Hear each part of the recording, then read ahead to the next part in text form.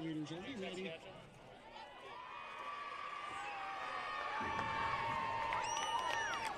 Ladies and gentlemen, tonight's pregame entertainment features over 150 of Ballard's most spirited young students.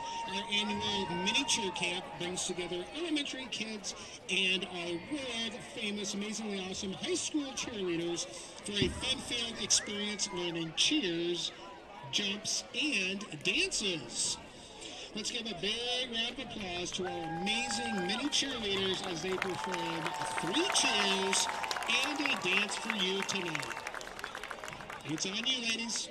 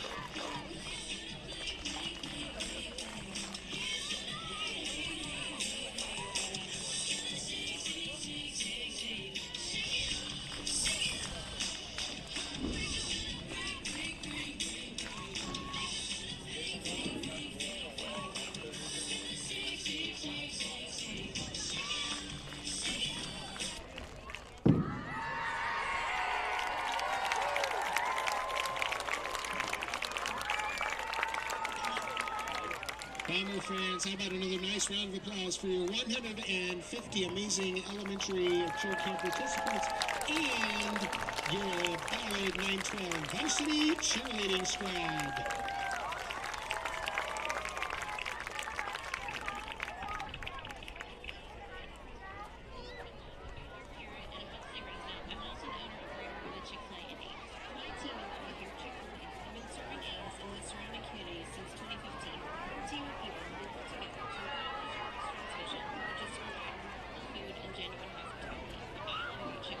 Other than our great chicken sandwiches is the opportunity to influence and develop others and give back to our community.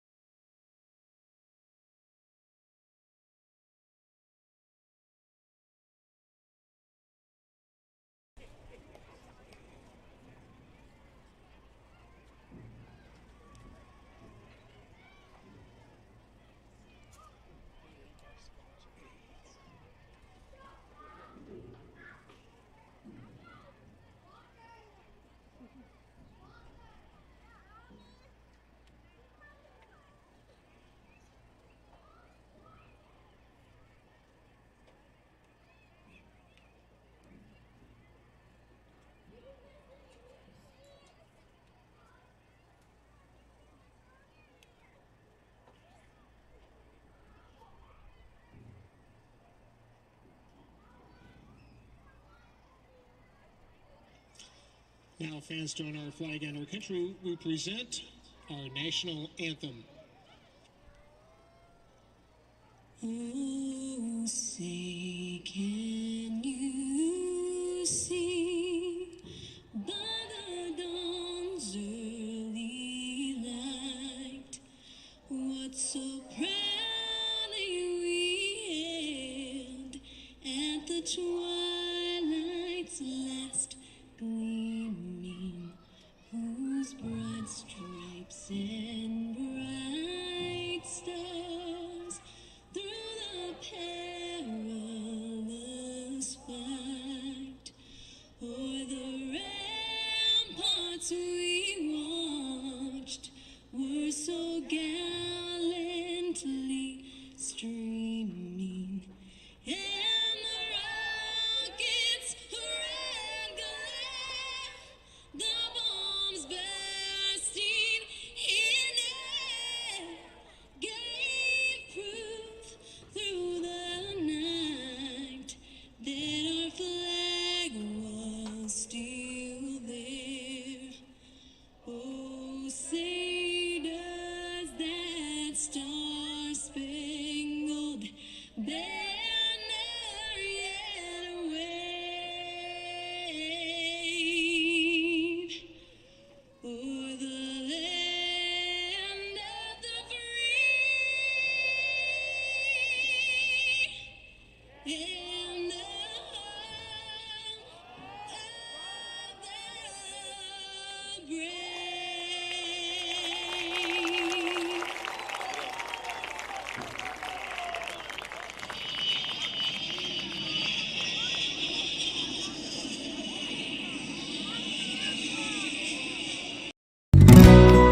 Hey folks, Tim Davis here with Ballard Network.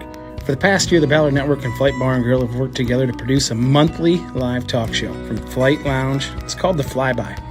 It gives people just like you and me and anybody else you want to bring the opportunity to hear from the Ballard community members and well-known local personalities. The show in the past has hosted Iowa State Athletic Director Jamie Pollard, Major League Baseball prospects Sam Peterson and Brody Breck, now West Virginia basketball coach Darren DeVries, along with Nick Mitchell, the head wrestling coach for Grandview Wrestling. It's a great night filled with fun conversations, some great food and drinks prepared by the great team at Flight Bar and Grill. Folks, I can't stress enough, 100% of all the tickets purchased are directly donated back to the Ballard Network, which allows us to bring our coverage to you, the consumer, free of charge. On October 6th, the Flyby will host special guests Peyton and Price Sanford and Iowa basketball assistant coach Matt Gatens. For tickets and more information about the show, head to the Flight Bar and Grill's website and click Ballard Network times Flight under the More tab. We appreciate your support and hope to see you at the Flyby. Go Bombers!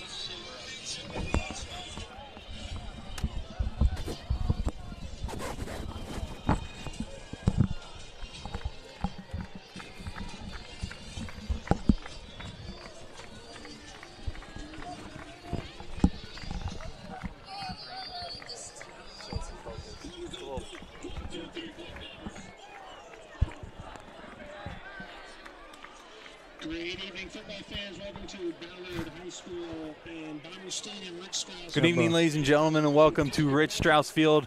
Of course, we got a beautiful sunset shot from Danny Sunsets to start our broadcast here in Huxley, Iowa. Another beautiful night for Friday Night Lights between the Bombers and the Indianola Indians. I'm Brock Bierman alongside, as always, with Tim Davis.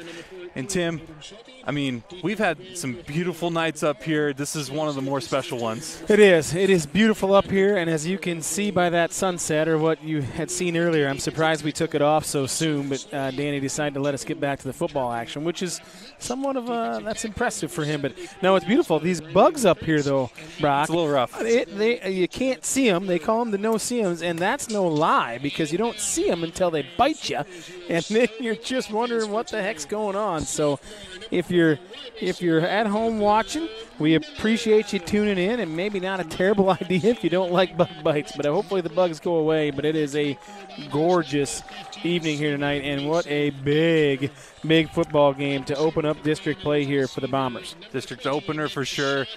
Bombers coming in off of a win, 2-game win streak. They defeated DCG in their last contest, and Indianola coming in the game 3-1 on the record-wise. Only lost to the same Pella Dutch that the Bombers opened their season at home with a loss against. And it was a close game. We watched that. Actually, we watched the final couple plays of that game up here when we were playing Creston a couple weeks ago. So if they can stay close, only lose by single digits, even less than 5 against Pella, you know that this is a good Indianola team. Yeah, for sure. And I think Indianola had some injuries during that game. They had 3 or 4 guys out, so they were battling some stuff. But that Pella team, we saw them first game of the year, and those first 2 games of the year for us, they leave a little bit to be desired if you're a Bomber fan, right? And we kind of shot ourselves in the foot with penalties and turnovers. In these last 2, knock on wood, we rectified some of those things. But if we play good, clean football, we're as good as there is around right now. And I think that Indianola-Pella game really kind of tells us that. I mean, we lost by, I think it was 11 to Pella. I feel like it was closer than that at the end of the game. But that Indianola team went over there and beat them or lost to them, but in a very close game. So I look for a very highly contested game tonight on both sides of the football, and I think Indianola is going to want to try to run the ball on us. Talking with some of the coaching staff earlier this week and just today, they run a lot of 2-back stuff with tight ends, with double tights, so they're going to try to pound it at us. Their defense is really good up front, and so they're going to try to stop the run, and we're kind of a mirror image of each other in that front as far as the defensive line play, stop the run, and then try to force some turnovers. So we'll see what happens tonight. But the one guy that we've talked about, and I don't know if Danny can get this, but I think there's 6 or 7 wonders of the world. Do we know? Danny, can you? He's not listening? So I think there's 7 wonders of the world. I think we've discovered an 8th. I think we have 2, and he wears number 8 for the Bombers, and his name is Jackson Waka, because that guy is out of this world right now with stats, and he's leading the state in tackles, he's leading the state in solo tackles, he's leading the state in tackles for loss, he's leading the state in sacks, and he's leading the state in fumbles right now in 4A football. So that's a guy that Indianola is going to know where he's at all the time. But the other guy on the backside for us is Tucker Bitsom, and I was at the game last Friday when he picked one off the turf. Was an unbelievable interception. He's got a couple kickoff returns for touchdowns. He's got some touchdowns on the offensive side carrying the ball. He's been great in the secondary for us. So 2 guys for the Bombers you're going to want to watch out for. But we've got a lot of other weapons on the field for us. So it's that's the no-see 'em players of the defense. Yeah, it's the no-see 'em, right. It's exactly. You don't see them until they're on you already, right, until they kind of get up and bite you. So I just look for, on a 2-game winning streak right now for the Bombers, our confidence is pretty high. I think we would have liked a little better performance last week, and the coaches would tell you that same thing. A couple keys of the game for me, Brock, is obviously our penalties. Penalties and turnovers, right? We want to limit them and we want to force them. Penalties, if we can be 40 yards or less, we're going to be right there. Controlling the line of scrimmage on both sides. But the one that I noticed kind of last week in watching this is when there's big plays to be made, we have to make them. At least 65% of the time. So if that's a throw down the field, if it's a big run, something like that, a big third down, those are plays if we execute 65 to 60% of the time, I feel like we're going to come out on the right side of things. So we'll see what happens tonight. This is going to be an exciting game to say the least. Looks like the Bombers are going to actually receive to start the game. I believe that Indianola won the coin toss and they deferred probably, I think, to the second half, I believe, is what I saw, because I think the White Hat did this, that they will defer. So, but Brock, before we get going here, big news for you, my friend. You just accepted a job. Yes, sir. Right? So your big boy job here that's coming up. It's the media production specialist with Iowa State, the extension and outreach, right? Extension and outreach program. So I'm going to shake your hand, man. Congratulations. Thank you, sir. That's awesome.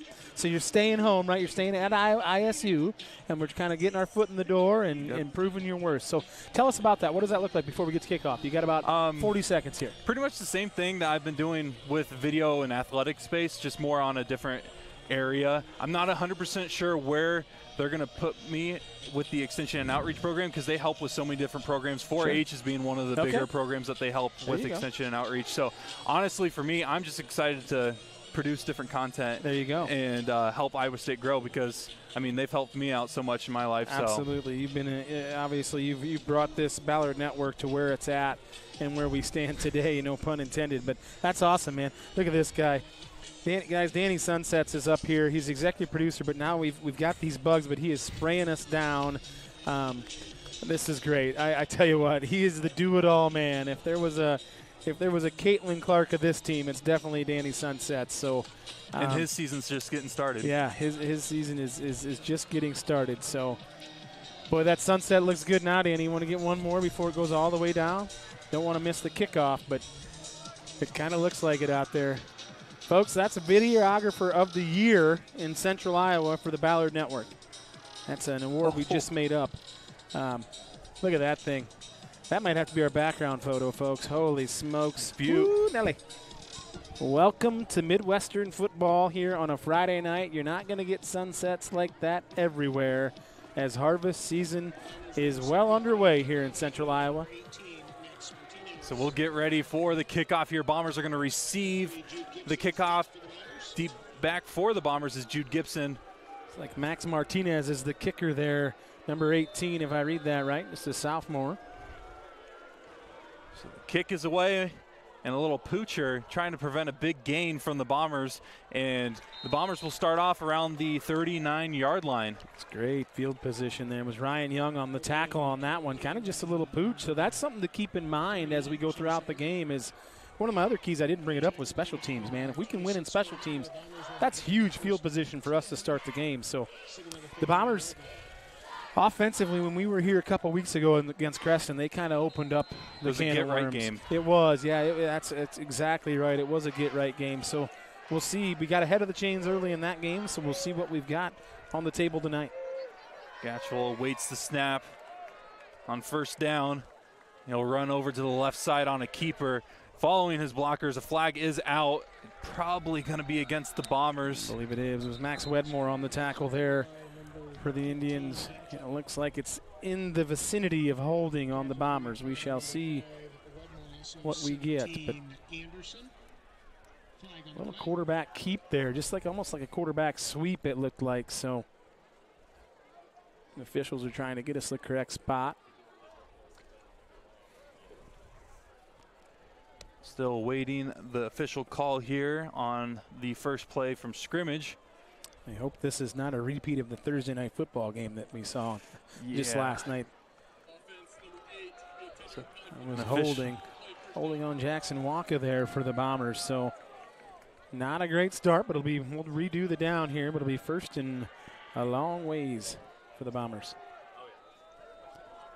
So we'll reset here again, still on first down. Bomber offense, their first possession of the game. First possession overall for both teams. Bombers again coming off of a win against Dallas Center Grimes last week. And they'll hand it off this time to Vitzum, who's gotten a lot of carries over the past couple of weeks, and that's why he's able to break a couple tackles. He might go all the way. 2 flags are out. We'll await the official call, but as it stands right now, it is a Bomber touchdown. One of them's a face mask penalty for sure. I don't know if they're both on the same one. Could be holding, but I think he was clean coming through the line, but I think it's face mask. But we're getting a conversation here in the White Hat. I believe that Coach Howard is wondering when we can accept the penalty here. So it looks the Bomber special teams are coming out, so it looks like it's going to be a Bomber touchdown. Tucker Vitzum right on cue. That was a great cutback. We were kind of going to the outside, and he cut it back, stuck his foot in the ground against the grain, and there was nobody home. Well blocked on the backside by the Bombers. What a play from Tucker Vitzum and the offensive line for the Bombers. Line, man, you could have drove a truck through that thing on the cutback lane there. What good vision from Vitzum, and he kind of turned on the afterburners there, ran away from everybody, and he was face masked about 10 yards into the run. So big time run there from Vitzum. Good start for the Bombers. As I say that after we had a holding penalty, and that was first and 21 there. So we'll take it. Looks like Sam the Leg Hoffman is in. I got a story about that. I talked with Sam's mom last week, and she said, not everybody gets to call him Sammy. She said, you guys are okay to do it, though. I said, okay, we don't have to. She said, no, that'll be fine. So the kick is Sammy good. the Leg Hoffman. It's up on your screen there, folks, coming up here, as we've done for every home game. It's Sammy's charity that he's doing. It's kind of Kicks for Kids, and it's trying to bring maternal awareness for those pregnant moms out there. So it's a charity that's near and dear to Sammy's heart, and he's well on his way. And I have to tell you, when I talked with Sam's mom, she said, you don't have to keep doing it. They're well on their way to their donations and reaching their goal. But we said, hey, it's a fun thing, and we've sure enjoyed having him on the team and watching him evolve as a football player. So I'm not gonna lie. My years of calling Ballard athletic games, he's up there and some of my all-time favorite Ballard athletes, just from the story of, oh, hey, can you just come and be a kicker for our team? And now he's a huge part to this Bomber team because, again, last year, Bombers struggled to get on the scoreboard because they had to go for it a lot. And now they can settle for field goals if needed, of course. If needed. And he's been good from about 33, 34 yards in. And he got a little education in the Creston game as they had a blocker on him all the time. And he had a little pep in his step and a little spunk to him. So he's figuring this football thing out, which is great. And there's nothing better than being under the lights on Friday night. And there's, well, nothing better except being up 7-0 in the first quarter here. What a big run by Vitsem. And those guys up front, we talked about it, win the line of scrimmage. That'll be an adjustment the Indians will make over there, but we'll take them when we can get them. So after the PAT attempt, here's a return. It goes into the end zone. No shocker there due to the face mask call on that touchdown run from Tucker Vitsem. So out comes the Indians offense and the Bomber defense, which we talked during pregame. Bomber defense has set up the Bomber offense for a lot of success this season. Yes, they have. And we said it the first game when we were here with Pella, right? Our defensive line is all sophomores. And now that we are 5 games in, so now kind of the grace period is over with, and fellas step up, step in, and Big McCready up there, and a Ruby kid, and 67, I can't think of his, it's Burka, Cole Burka. He had an interception in the homecoming game. So those 3 young guys up front have held their own, and they've come into their own. So Bombers have been able to force a lot of turnovers over the past 2 games. We'll see if they can be able to do that here after having a touchdown run in their opening possession. Of course, 2 back set here from Indianola. And right away, the Bomber defensive line and crew are able to prevent any gain on that first play. Pontier with just no gain. There's his number, Waka again on the tackle. And they want to run a lot of 2-back stuff here, so you'll see him out of that fullback. They will spread you out every once in a while, but they like to run with the double tight ends and the 2 backs, so kind of almost a heavy package. We got a bunch over here on the bottom side. Second down and a short 10, and a handoff again to Pointer. He's able to follow a couple blocks, but not able to get the first down, so he'll bring up 3rd and about 4. 3rd and about 4. That's Chase Eiley there. Decent blocking out there as we had it look like the guard. It was number 60. I think it was number 60 for Indianola that was out there on the pole. That was Josh Andrews, just a sophomore again, but he come out there and laid the wood, and now they got in 3rd and manageable. At least, as now we've got twins up top. Single set. Waka holds his water down there. Waka and Anderson have been tough on opposing offensive lines. The Indians look to throw, able to get the catch. He'll be really close. It looks like he's going to be able to pick up the first down. Yeah, that's Eiley again. It's Eiley again. Just a little too much cushion there from Chase probably, but good route, good throw. Good catch from Parker Kaufman for Indianola. We'll bring up a fresh set of downs.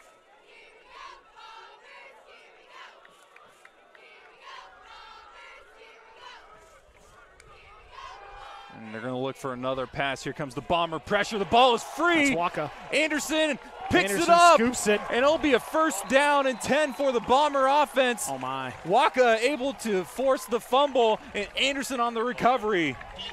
Waka and Anderson, and we just said their names. They've been giving offensive lines fits all year long as Anderson has kind of came into that role that we saw Sampson in last year. But that's Jackson Waka with the sack strip and Anderson with the fumble recovery. Holy smokes, Bear. That is Anderson and Waka sounds like a law firm. Yeah, it does. You're right. I agree with that. Wow.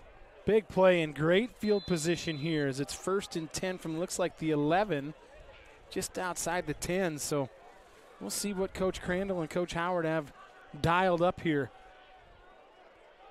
2 on the roof. So playing that too high look. They'll give it again to Vitsum, who scored on his only carry of the game, able to get a good gain on 1st down. I think that was Gabby King on the tackle there for the Indians. So bring up 2nd down with 9:40 left in the 1st quarter. Tell you what, that's twice in a row now, Brock, that we've seen Vitsum on the carry, and that cutback has been there both times. I mean, that was only for 5 or 6, but wasn't for 60 like we saw on the first play, or actually 70 on the first play. But there's something there kind of washing him down, and he's got that vision. Maybe something we picked up on film. 2-back set here as Hedrick and Vitsum are both in. In motion is Schonhorst. Little pitch play to Vitsum. He runs it to the left side, looking to cut inside, trying to get even more yardage, but gets stopped around the 5-yard line. August Anderson there, number 17 on the tackle for the Indians. Now we got 3rd and about 4. We can get a 1st down. So it might be 4 down territory, honestly, depending on the spot. Very well could be. We'll see if we want to put the pedal down here, right? This is, I mean, you'd like to get points, but also you could really make a statement here early in the game, as it looks like Gibson checks in for Red Hedrick. Is Jude Gibson, 23, the speedster out there for the Bombers. And when he checks in, you got to always be worried about motion if you're the defense. You have to account for 23. So Gatchel will throw it to the end zone looking for Miller. He tries to reach up and grab it, but unable to get the ball. PK's got to be a little more aggressive there. That was Anderson again on the coverage out there. It looks like we're going to kick the field goal, as we'll take the points, but the Bombers needed to push that one in the end zone as they got a gift. And boy, there was a lot of contact out there, but I think it was both ways. Yep. So, and Parker kind of likes to initiate it. He's just got to be more aggressive, stay on his feet, and just almost, it's kind of the old box out drill, right? Get him on your hip, put him on your back, and go up and get it, and know where you want to be. So out comes Hoffman looking for the field goal attempt.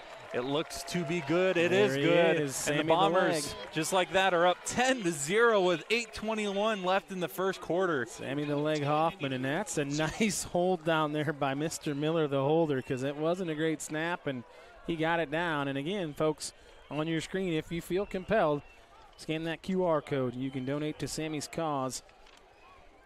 10-0, 8:21 to go, Bear. I mean, if you're the Bombers, the only better thing you can ask for is 2 touchdowns, right? 14-0, but right now we came to play, but I can tell you right now Indianola will not go away. They're 3-1 for a reason. They went over to Pella and gave them everything they wanted. So here the Bombers stay on the gas pedal here.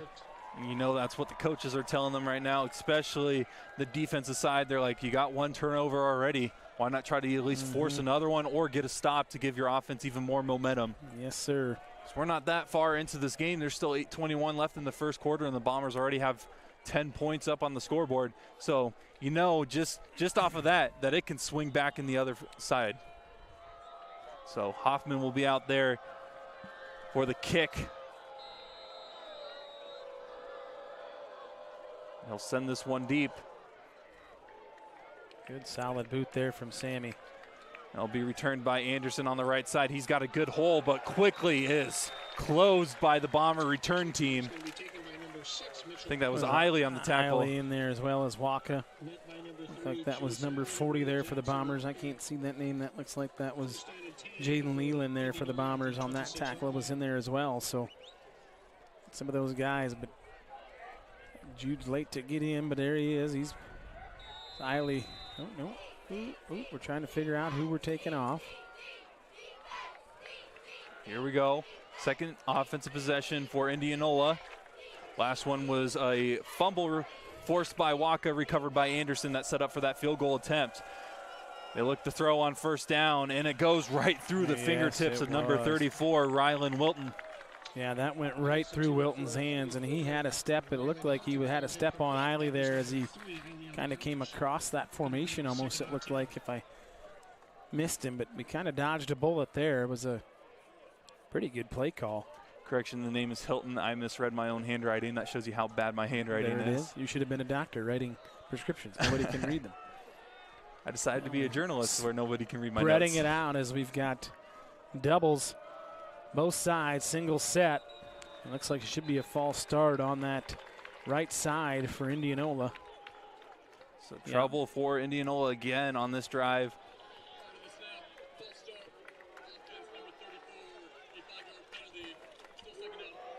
They'll say you got to hold your water in there, boys. Hold your water. That's what they used to say back in the day.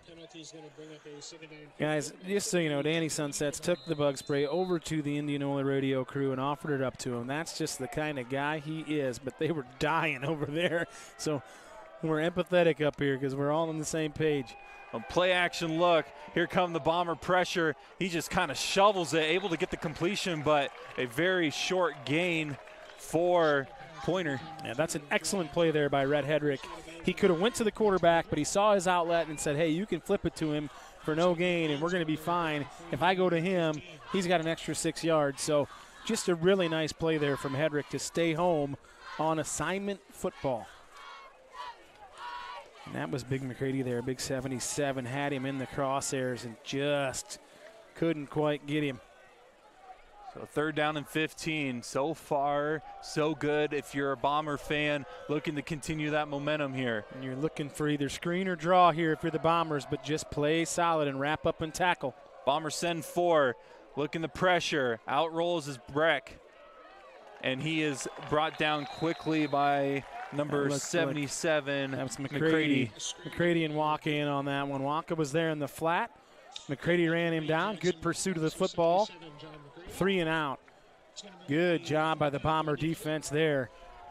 Ran kind of a little smash route on the outside, trying to get him on the pick play out there, but to no avail. Good coverage on the backside. Out trots the punt team deep back for the Bombers. Vitzum and Gibson, both of them, it's kind of a pick your poison when choosing who you're going to give it to. But Gibson lost it right there, able to recover it, it looks like.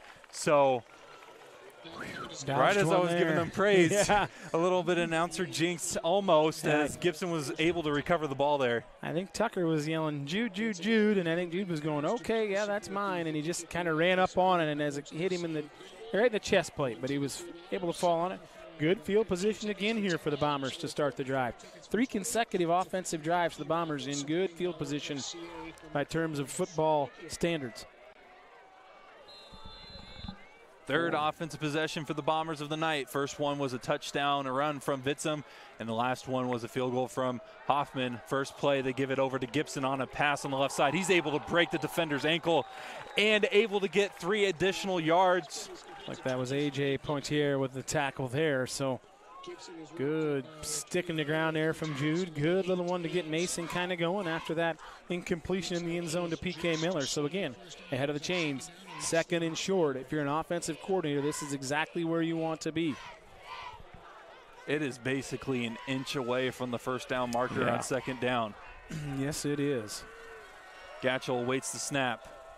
Bombers looking to keep rolling here as they hand it off to Hedrick. He's able to fight his way for the first down and more as he gets to the 49-yard line. Looks like that was Riley LaFrenz on the tackle. Another sophomore. So this Indianola team's a young team as well, as we've said a few sophomores' names up here tonight. So we can attest to that as like we've commented before, our D-line's all sophomores, and Indianola's playing the same way. So far, so good for the Bomber offense. I like the rhythm with which we're playing with. We've got a nice mix of the run-pass game. It's like Waka's back in at tight end. That's Sidness going across the formation, just looking to get lined up. And it looks like the Bombers are going to call a timeout here before the first down play. So 6:11 left in the first quarter. Bombers are up 10-0. Yeah, timeout on the field there. I don't know if something wasn't quite right or if we didn't think we were going to maybe get the play off, but there was about 9 seconds on the play clock. Yeah, so we were kind of, maybe the formation was a little off, but for Coach Howard, we want to keep things rolling, but as we said, our tempo was good, and maybe we can get 2 plays in here now and see what we've got coming, but we're 1st and 10 from the 50. Right now, they're playing 2 on the roof right now, so that means there's 2 high safeties, okay? So it's kind of that cover 2 look. So they're going to give up some of that stuff underneath like we saw with Jude because they don't want to get beat up over the top or beat over the top. So to me, that tells me if we're in with a tight end set, you're going to see Waka on that seam route possibly. And then our numbers in the box. If they've only got 6 guys in the box, we're going to pound it at them the entire game. They put 7 in the box, and you're going to see us probably take a shot. So right now, as you see, you can count them. There's 6 in the box right now. After the timeout, the Bombers looking to keep their momentum going as Gatchel rolls out to the right side. The ball is tipped, still caught after being bobbled by Jackson Waka. Ball was tipped, and Waka, good hand-eye coordination. That was Max Wedmore on the tackle. Yeah, he's a good defender, but he's actually a decent tight end. Yeah, he is. He's got good hands. He's like that Allstate commercial. Is that Allstate? You're in good hands with Allstate? Is that what it is? So. I think that is, yeah. So bring up 2nd down and 3, or actually 2nd down and 4 after the 6-yard gain for Waka. And that ball was tipped. It was a good play by the D lineman. Didn't quite catch his number, but it looked like it could have been 84-77 or 94-77 down there. Bunch set right. A little pitch play to Vitzum, able to stiff arm a man, getting close back to the line of scrimmage. So maybe an inch loss, maybe a yard. So it's still 3rd down, though. Ryan Young on the tackle there for the Indians. And that play looked a little discombobulated from the start. I don't know if Mason pivoted wrong or if it was just a misdirection. But he opened up the opposite way. So we'll see what Coach Howard's got going on as Gatchel trots that play back over there to the opposite hash. So officially 3rd and 4. Ball on the 43-yard line.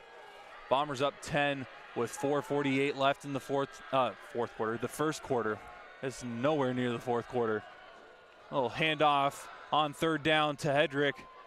Trying to get to the 1st down line, but I think he's about 2 yards short. However, I think they were playing for 4th down. Yeah, it wouldn't shock me. There was a little stretch play there to Rhett, and they didn't gain. It was Ryan. Young and Wedmore there on the tackle. It looks like the Bombers are going to play field position here and punt this one away. Just couldn't quite get enough there. Maybe if it's 4th and shorter, but we're about 4th and 2.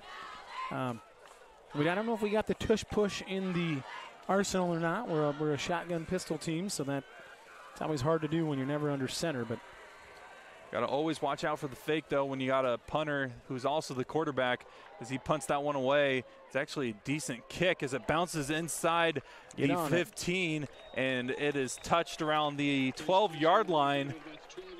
So really good punt, honestly, for field position. Very good. That was Gage Tapp down there, and it looked like Dylan Schoen. They kind of stopped, and it just went over their heads. So good punt there from Gatchel is now they've got to go, well, they're on the 12, it looks like, so 88 yards here, which is right now, if you're Indianola, you're trying to get a 1st down, right? You're trying to figure out something. You're trying to put something together as they run a guy on late here. So with the Bombers, defensively, the Bombers feel pretty good about themselves right now.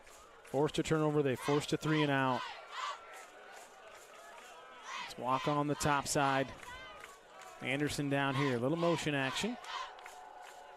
On 1st down, they'll give it to Pointier on the handoff, and he's able to get maybe a yard at most. That's Red Hedrick and Dylan Schoen just filling the alley. So we talked about that. I talked about it last week to some guys in the crowd. Our run fits in the first half, so that's like playing gaps, right? Squaring up that run game, and everybody knows where they're at. They weren't very good, and the coaches would tell you that. Right there, that's how you run fit that. Got everybody hat on hat, spilled it to the outside. Hedrick takes the alley, and Schoen comes down from the safety spot, and it's a yard loss. That's really good football there from the Bombers. Bombers in man-to-man on the backside as Luster goes with him. Pointier again on the handoff, and he's met quickly. No huge gain, maybe 2 yards, so it'll bring up 3rd down. Like that was McCready in there. Big John McCready coming into his own.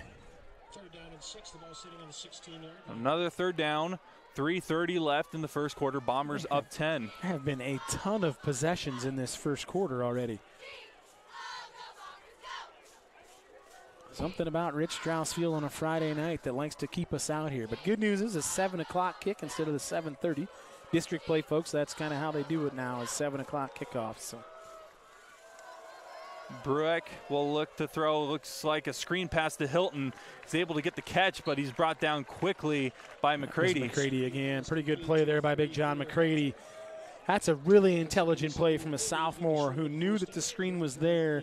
He was too easy, and boom. So another 4th down. Great defensive possession again for the Bombers. Really not much to complain about if you're a Bomber fan early on. Might be one short, and it looks like we might only have 10, but just keep it in front of you here if you're Tucker. Get away from it now. Just get away from it. Going to have decent starting position again here for the Bombers. Which is funny because it gets down to around the 35-yard line. I think we only had 10 on that one, Bear, so the Bombers got away with one there. Only had 10 guys out there on the field. I noticed Coach Hochul was a little animated down there. Well, we were one short. We were one short, he said. So you said great field position, which is great, but at the same time, it's kind of funny because this is the worst field position I think the Bombers have had to start tonight. Yeah, it is. 100% it is, which there's something to be said for that as we start on our own 36. 2 on the roof again here. Looks like we're playing quarters or thirds. A quick play action, kind of an RPO play to Jackson Waka for a short gain. It was DeWall on the tackle, and Eric Sidness just missed his block. If he gets him, I think Waka goes out the gate, and he might still be running down the sideline, but Sidness just couldn't quite get his hat in front of him, and now we got a 1-yard gain, or a 2-yard completion, I should say. Gibson will check in here. Sidness will come out.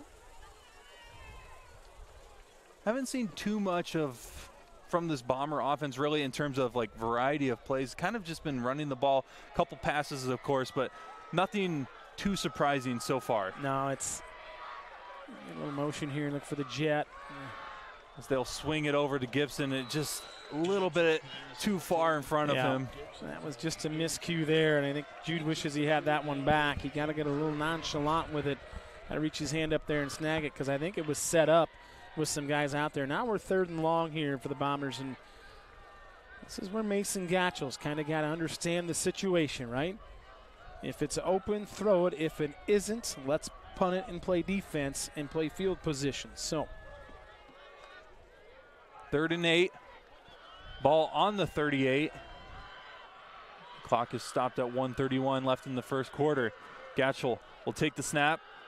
A little delayed handoff to Hedrick, and that play is blown up by the Indian defense. Yeah, that was Carson Slora on that one, and that draw play was just, it wasn't good from the start. The snap wasn't very good, the timing was off, and then we kind of just, Rhett was backpedaling and then came forward. It was just not a good look here, so punt it away and let's play defense.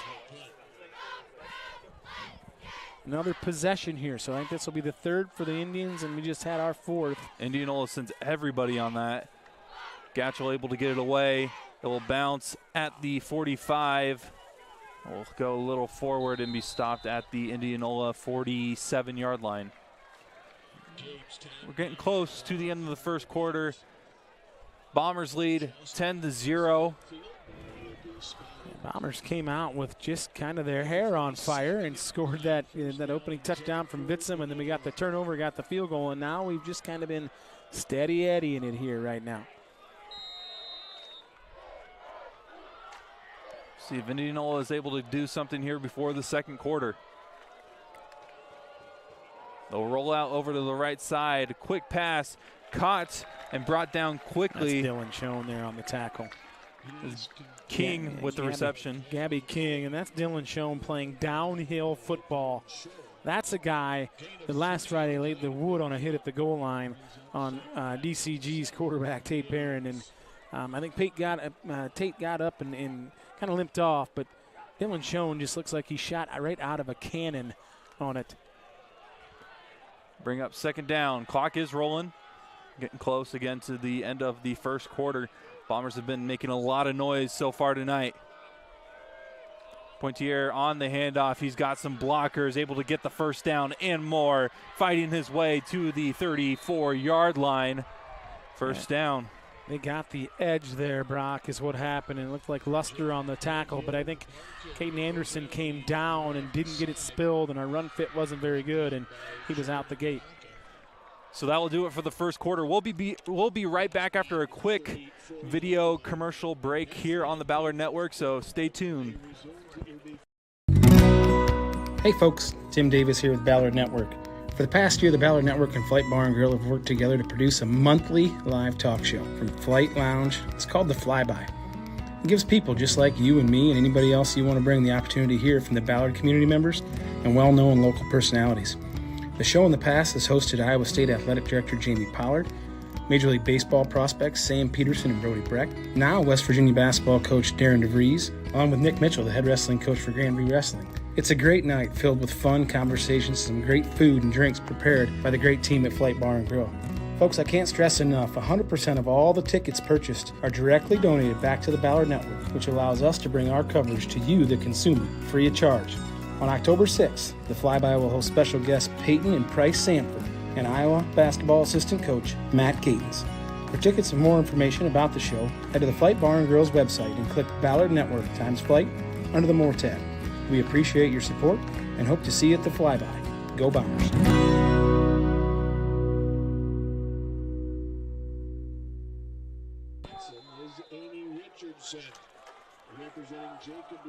We're back here in Huxley, Iowa, as we're getting ready for the second quarter. Handoff to Pointier.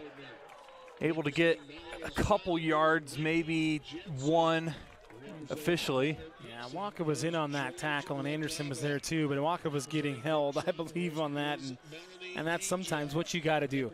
If you're going to try to contain him, you got to hold him, and it's just the nature. But now it's 2nd and 9 here, but you got to believe if you're Indianola, depending on what you do here, you're in 4-down territory.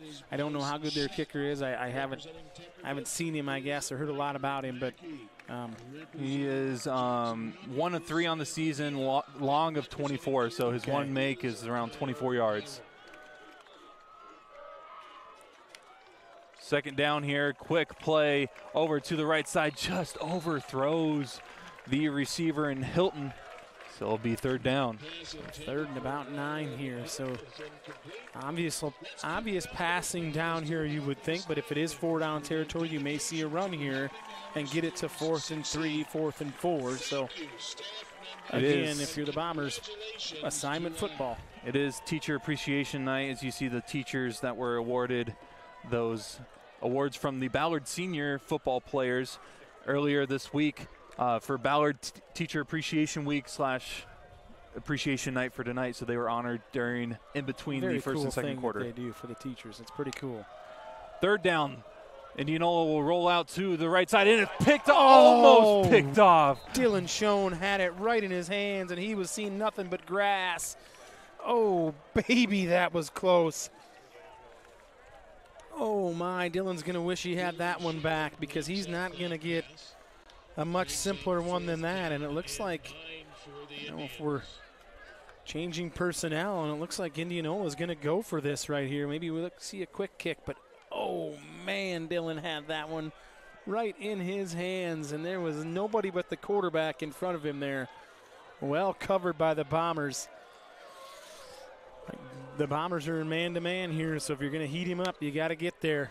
Bombers send pressure. Here comes the defensive line. McCready misses him, and then I think that's Ruby that was able, that was Ruby. 49, Tanner Ruby in able there. to come in from behind and take him down for the 4th down stop. I'm telling you right now, Big John McCready's having a whale of a football game up front for the Bombers. We've said his name more tonight than we have all year, and I think they've underestimated him a little bit because he's been a problem so far for that Indianola front. So kudos to Big John down there and the rest of them guys. But Tanner Ruby, now we take over, and again, not great field position by our standards, but still pretty stinking good for the Bombers. Seen a lot from Hedrick and Vitsum early tonight. As this time they'll actually throw it to Gibson. He's able to catch it, but bad blocking from Jackson Waka. Yeah. DeWall out there on the tackle for the Indians. Yeah, Jackson just whiffed on that one, and that's the second time now that we've seen some blocks been missed on the edge, and we've got to get those. You got to clean that up because you get that, and he goes out the gate. One we saw it earlier on the little short dump pass to Waka, the line of scrimmage that we missed on, and then we whiffed there. So clean that stuff up, and now we're talking about 2nd and 5 as opposed to 2nd and 14.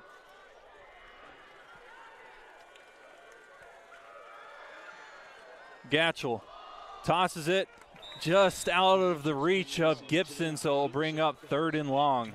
Good route, pretty good throw there, kind of a layered route. Longest pass attempt, I'm pretty sure, of the night. Bombers haven't taken a ton of opportunities deep down the field, but they might need to here on 3rd down. Yeah, and if you're Mason here again, if you're going to take a shot and it gets picked down here, it's as good as a punt. It doesn't look great on your stat line, but you can at least try something as long as you can make the tackle down there, right? So if it's a 50-50 ball, as we go with a quad set down here, that looks like it's, I can't tell who's up top there. Looks like it's Nick Schonhorst on the top of the screen. Oh, fake pass as Gatchel is able to get the first down. What a fake. Well done there from Mason Gatchel as he gives the first down signal. I believe it should be a first down. Yes, it is. Ran out there by Cole Meyer, the DB, but nice play call there. Yes, he did, and very nice play call from the guys up on the booth, Coach Crandall and Coach Howard. Well executed there from the Bombers. That little diamond set underneath. Schonhorst up top, spread them out. Take off, Mason. Big first down. Big first down conversion there for the Bombers. Moves the chains for the Bombers. Getting close to the 10-minute mark in the 2nd quarter. Ballard Youth Football Night, so stick around for halftime as the Ballard Youth Football program will be doing a little scrimmage as Gatchel looks to fire deep to Miller. Miller caught it! That's a great catch. I think he got both feet down. He did. He went dead leg right there. Dead leg What Fred. a catch from Parker Miller, PK Miller. There it is, 14 there. That looked like that was Hayden Schulte on the play there for Indianola, but that is a superb catch. So we talked about those big plays to be had. There's one of them right there down the field. Parker Miller kind of maybe saying, okay, I'm tired of getting bullied. Now I'm going to be a 6'4" guy and go make a catch. And he got 2 feet in bounds. That's good a completion on good Sundays. On Sundays. You betcha, Barry. You nailed it. Wow. And just Mason throwing that up saying, hey, big fella, go get it, man. Shows you how much trust he has in his wide receivers as we get another first down. They'll hand it off. Fake pitch to Gibson as Hedrick keeps the ball, able to get 3 or 4 yards before being brought down on first down. That looks like that was Charlie Radosevich on the tackle there. Not going to lie to you, folks. I had to wait for Coach Harrell down there to give me the announcement on the PA. I didn't want to butcher Charlie's last name. It's a mouthful for sure, but good play. But, hey, nice gain there. About 3 yards, and we were there again. We got a steady balance right now, Brock. I like kind of what we're doing with the run-pass game, and we're sprinkling things in here and there and taking what they're giving us, really, which is just what you got to do. That looks like that's walking in motion there. They'll hand it off to Vitzum. He spins, trying to fight off more defenders as he's able to get the first down. Yes, he is. And, man, he is a fighter on the ground. Yes, he is, man. He runs hard, and it's pretty good stuff up front there. That was Andrew DeWall on the tackle. Young and DeWall there, but Tucker Vitzum with a big run. He put him on spin cycle there in the middle of the field and covered the ball up and got himself an extra 6 out of that. You got Hedrick, who's more of a power guy, and then you got Vitzum, who's elusive, able to break tackles so easily. Yeah, he's got good hips. No swivel hips Vitzum, I guess we could call him, because that was impressive right there as he got through the hole. That's walking in motion. Another first down. This time they will give it back to Vitzum, and the offense gets stuffed as the Bombers lose yards. It's like Peyton Wilbur there on the tackle, but it looked like Tucker was looking for a face mask, and it was close as there was some hands up there by the face mask. So loss of about 3. And this Indianola defensive line, they have been a force to be reckoned with this year. So this is, you know, it's kind of like it's a battle of attrition, right? Hey, we'll take our 6, we'll lose our 2. We'll take our 70, we'll lose our 3, right? Like, you just want to keep them honest, because I think we do right now as we come out with this quad set, and this is PK Miller on the top side by himself. Got to watch out for him. We're going to see where the safety up top there, that looks like number 8, where he rolls to. Gatchel's going to fire a deep ball into the end zone. The ball is batted around and incomplete. I think that was Sidness, the intended receiver, but honestly, it probably could have went way worse for the Bombers. That should have been picked off, as that was Schulte back there. And they just ran basically a zone coverage, so it almost looked like they were in thirds. And so he just had that deep third and nobody deeper, and Schulte did a nice job as he didn't bite on that little bubble action, and Sidness took down the sideline. Sidness has got good wheels, so we got by with one there now. So if you're the Bombers, again with a field goal kicker here, Gatchel changes the play or gives a hand signal over there to his wide receivers. So they'll hand it off to Vitzum. He's able to fight his way, spinning, trying to get additional yardage, but he won't get the first down. So it'll be 4th down and about 9 as the field goal unit will come out. August Anderson in on that tackle there for the Indians. So we'll see what Sammy the Legs got in the holster here now, as he's going to be, this is 15, so we add 10, that's 25. About a 32-yarder here, Brock. He has a long of 34 on the year. 31, so we'll see what old Dr. Orange Shoes has in store for us here. We always know where he's at because he's got them bright orange shoes on. There's the kick. It's a low one, and it is good. Sam Hoffman with another field goal. Remains perfect from field goal range, really. The leg Hoffman, the snap was good, the hold was good, and the kick was good. Again, special teams, right? Now we've got 6 on the board from the leg. And if you feel compelled, folks, you see that QR code up there. Kicks that count, I believe. It's the every kick counts is what Sammy's got going on. So we got to give a shout out to, I think Dan Noe was the one that kind of gave us the graphics for that. Dan Noe? Yeah. So we appreciate Dan. He's a Ballard guy. His daughter Peyton's running down there at Arkansas this fall in the cross country, the Razorbacks. I think they were ranked 7th or 8th in the country on the women's side. And individually, she's ranked, I'm pretty sure, as well. Yeah, I believe she is. So we appreciate you, Dan. But, hey, Bombers lead here 13-0 with 7:10 to go in the second. To nitpick, you'd like to have another touchdown on the board, right, on the turnover. But it's 13-0. Defensively, we're playing pretty well. And offensively, we've stalled out here a little bit, but I still think that there's things to be had. And to me, it looks like with our play calling, we're setting some things up that we might like. Coach Holkel adjusting the kickoff unit. Like you mentioned, the Bombers have a 13-point lead with 7:10 left in the first half. Like we mentioned, stick around during the halftime. We'll see a scrimmage from the youth football program. I think you're going to be sticking around to call that a little bit. I will be sticking around to give the call on that. So. And here's a good return from Indianola. That's number 34, Hilton, I'm pretty sure. 34, yeah, that was a good return. Had a big lane there. That's not going to make the special teams coordinator very happy there because nobody compressed. Everybody stayed out. Nobody compressed down on their lane. And when you angle the kick like that, you want to try to shrink the field with the kick and then come down. And they just kind of open it up. So kudos to Indianola. I think their best field position to start a drive so far tonight. Look for them to possibly take a shot, as that's kind of been the Achilles heel here for the Bombers on the defensive side. So they will throw a pass over to the left side. It is caught by Kaufman, and he is brought down quickly.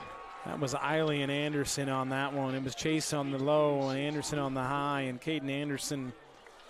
That was a slobber knocker there from Caden. He's had a couple of those this year. Yes, he has. Had a fumble recovery for a touchdown last week against DCG. Yes, he did on that punt. Yep, that was good. So now it's 2nd and short here again. House money if you're the Indians. And go with a one-back set. 3 wide receivers and a tight end.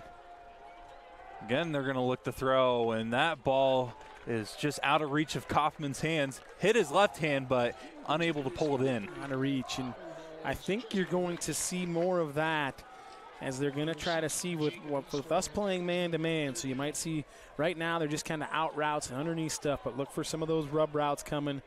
Now we look for a sneak here if you're the Bombers. It looks like he got it. So as of right now, it looks like it's going to be a first down. It's such a rough play because everybody's just rolling around. You have no idea where the ball is. No clue. No clue, yeah. And they call it for first down. The head official, and when I say white hat, folks, that's the head referee. So the head official that gives you all the information, he wears the white hat. He's the guy in charge out there. So in case you're wondering, for those of you, and then we've got the guy that's in the middle of the field. That's your umpire. The two guys on the sidelines are your side judges, and that guy way in the back, there's the back judge. They're all watching different things on the field all at the same time. They're not all watching the same thing.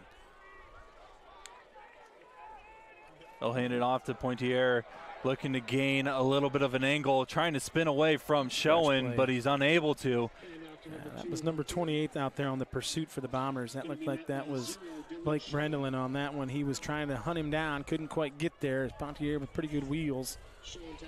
But that was Schoen that filled the alley there on the run game. And that free safety, strong safety spot, if you fill the alley on the run game, you're a weapon on the defensive side for the Bombers. I can tell you right now, Dylan would trade that tackle for that pick six that he probably dropped earlier in the game, and he'd probably be the one to tell you that. Maybe not, though. And a quick pass, low pass. We're third and long here, third and about 6.5 or 7. So Brooke hasn't been able to really get his groove on the passing game so far. As big a third down as we've had so far here for the Bombers on the defensive side. Just they're in that tweener zone at 3rd and 6. And you never know with Indianola. They could go for it on 4th down depending on what they come up with here. We got bunch set on the bottom. So the roll out to the left side. A deep ball just again out of reach of Kaufman. And we talked about it. We just said it. Like we might see that as they try to take a shot down the field because that's where the Bombers have been vulnerable this year. We saw it a couple times in the Humboldt game. We saw it once in the Creston game. So we're kind of prone to give up a big play. We dodged one there. We had one last week that was called back on a penalty in the DCG game. So we'll take it, though. If you're a Bomber fan, you will take it. I think we've got 10 out here now. And it looks like Vitsum is back deep. He'll probably put his feet on the 10 and see what happens. So Brueck and the Indian offense unable to get something going again as they'll punt it away here on 4th down. Looks to be a decent punt as Vitsum calls for the fair catch. A little bit of confusion out there, but Tucker fielded the ball cleanly, so now it'll be first down for the Bombers.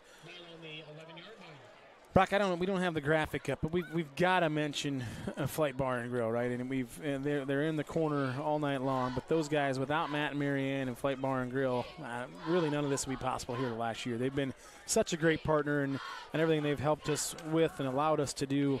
You saw the flyby commercial earlier, and so without those guys at Flight Bar and Grill, I just don't know if we would be able to do what we've done this last year. We wouldn't be able to do this for free, that's for sure. Absolutely. So hats off to those guys, and stop in there and see them any chance you get. It's been busier than I'll get out with the highway open again. That's Vitsum. And he's brought down quickly. It's a good tackle out there. That was 15. Was that DeWall? Yeah. We've said DeWall's name a few times, as that's another loss. So they're starting to bottle up the run game here a little bit more. So I guess, that this could be a battle as far as defensively what we're going to see. You know, we broke off the big run and they just missed the long pass play. So outside of that, and now we've just we'll see what they give us here. But that looks like we're going to be in quarters again, quarters or thirds with these two safeties up top. Handoff again. This time Hedrick trying to battle to get something out of nothing. Yeah, give us a little breathing room back there now if you're. So 3rd down and long. Aiden Curtis on the tackle there, just a sophomore. Hank on their own 6 or 7. Bombers try something here, or they got to hand it off, play field position again? You know, again, if I'm taking a shot, I'm taking a shot down the field, and if it gets picked, it gets picked, right? So you're kind of like a punt at this point. However, we didn't break it. We didn't break it with 12, so that's good. Sidness was late getting off, so we didn't break the huddle with 12 because that would have been a penalty. So Gatch will run over to the left side. It looks like it's just going to be a keeper, and he loses a yard, I'm pretty sure. Yeah. So they're beating us right now at the point of attack. Is that Schulte there, Hayden Schulte. The Indians have shored some things up on the defensive line, and that's very obvious from what we've seen from the first quarter till now. And now we're playing big boy football up front. There's nothing easy. I think our last 3 or 4 run plays have been for negative yards. So this is one of the situations where if you're the Bomber special teams, you want to make sure that everything is perfect. I think they might actually just drain the clock, call timeout. They very well could here if they want to. 5 seconds on the play clock, as it looks like the Bombers will, in fact, call a timeout here with 2:58 left in the first half. Bombers lead 13-0, waiting a 4th down punt from the Bomber offense.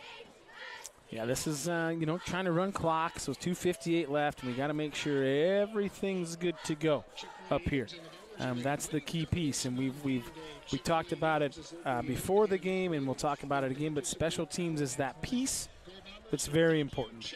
Especially in this punt situation. Yeah, absolutely. Because we saw last week versus DCG, we were able to benefit off of a miscommunication on the punt team. Yep, absolutely. So just everybody does their job, run down, make the tackle, and play, just play good defense, which right now our defense has been lights out, essentially. But if you're Indianola, you know that they've got guys in the booth just like we do, watching down and saying, hey, we like this or we don't like this. So, and they kind of brought some guys on that last one, I believe. So it wouldn't shock me here if we see 10 guys come for Indianola to try to get an easy 6 or a safety or something.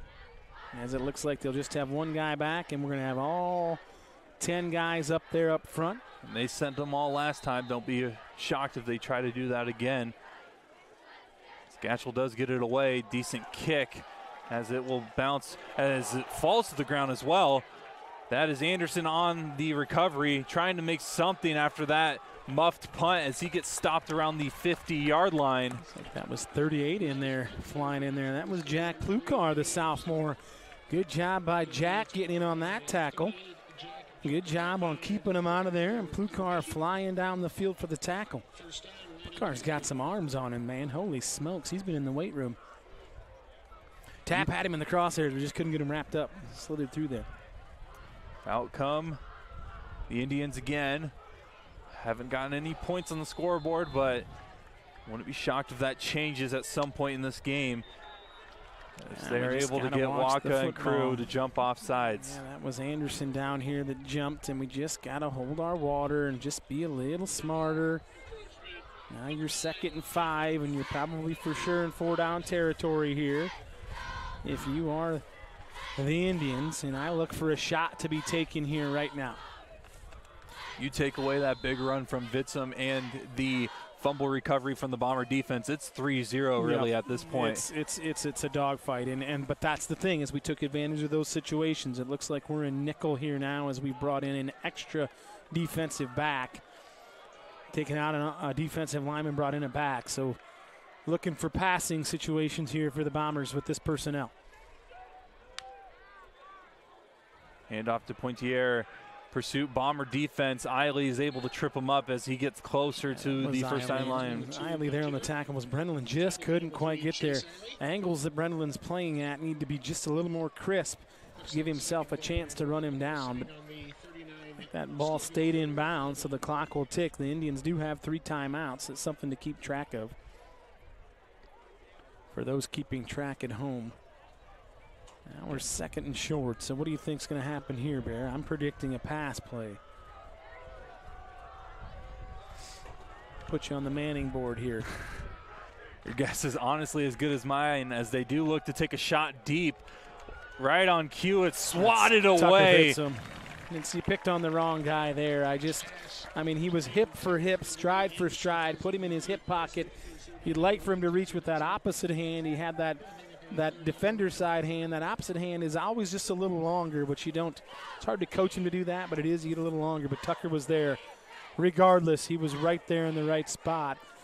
Now you look for run play here, try to get the first down, but I think it's 4-down territory regardless. What a first half for Vitsum as they handed off to Pointier on 3rd down, able to get the first down as he's stopped around the 36-yard line. The chains will move. Looks like that was Eiley on the tackle there, and now they're going to play with a little tempo here as we've got underneath that 2-minute mark. Luster will come back on. That's Jake Luster. That's big 67 will run off. That looks like Cole Burka will come off. So again, we've added a defensive back here in Luster. Man-to-man across the board was shown on the roof for the Bombers. Brueck looking to throw. It's picked off by Waka. Waka gets over to the 50. He has one man to beat, looking to keep going. Stiff arms a man, and he is taken down at the 19-yard line. Now we've got a penalty here, and I don't know what it is, if it's a block in the back or something, or if we're going to call.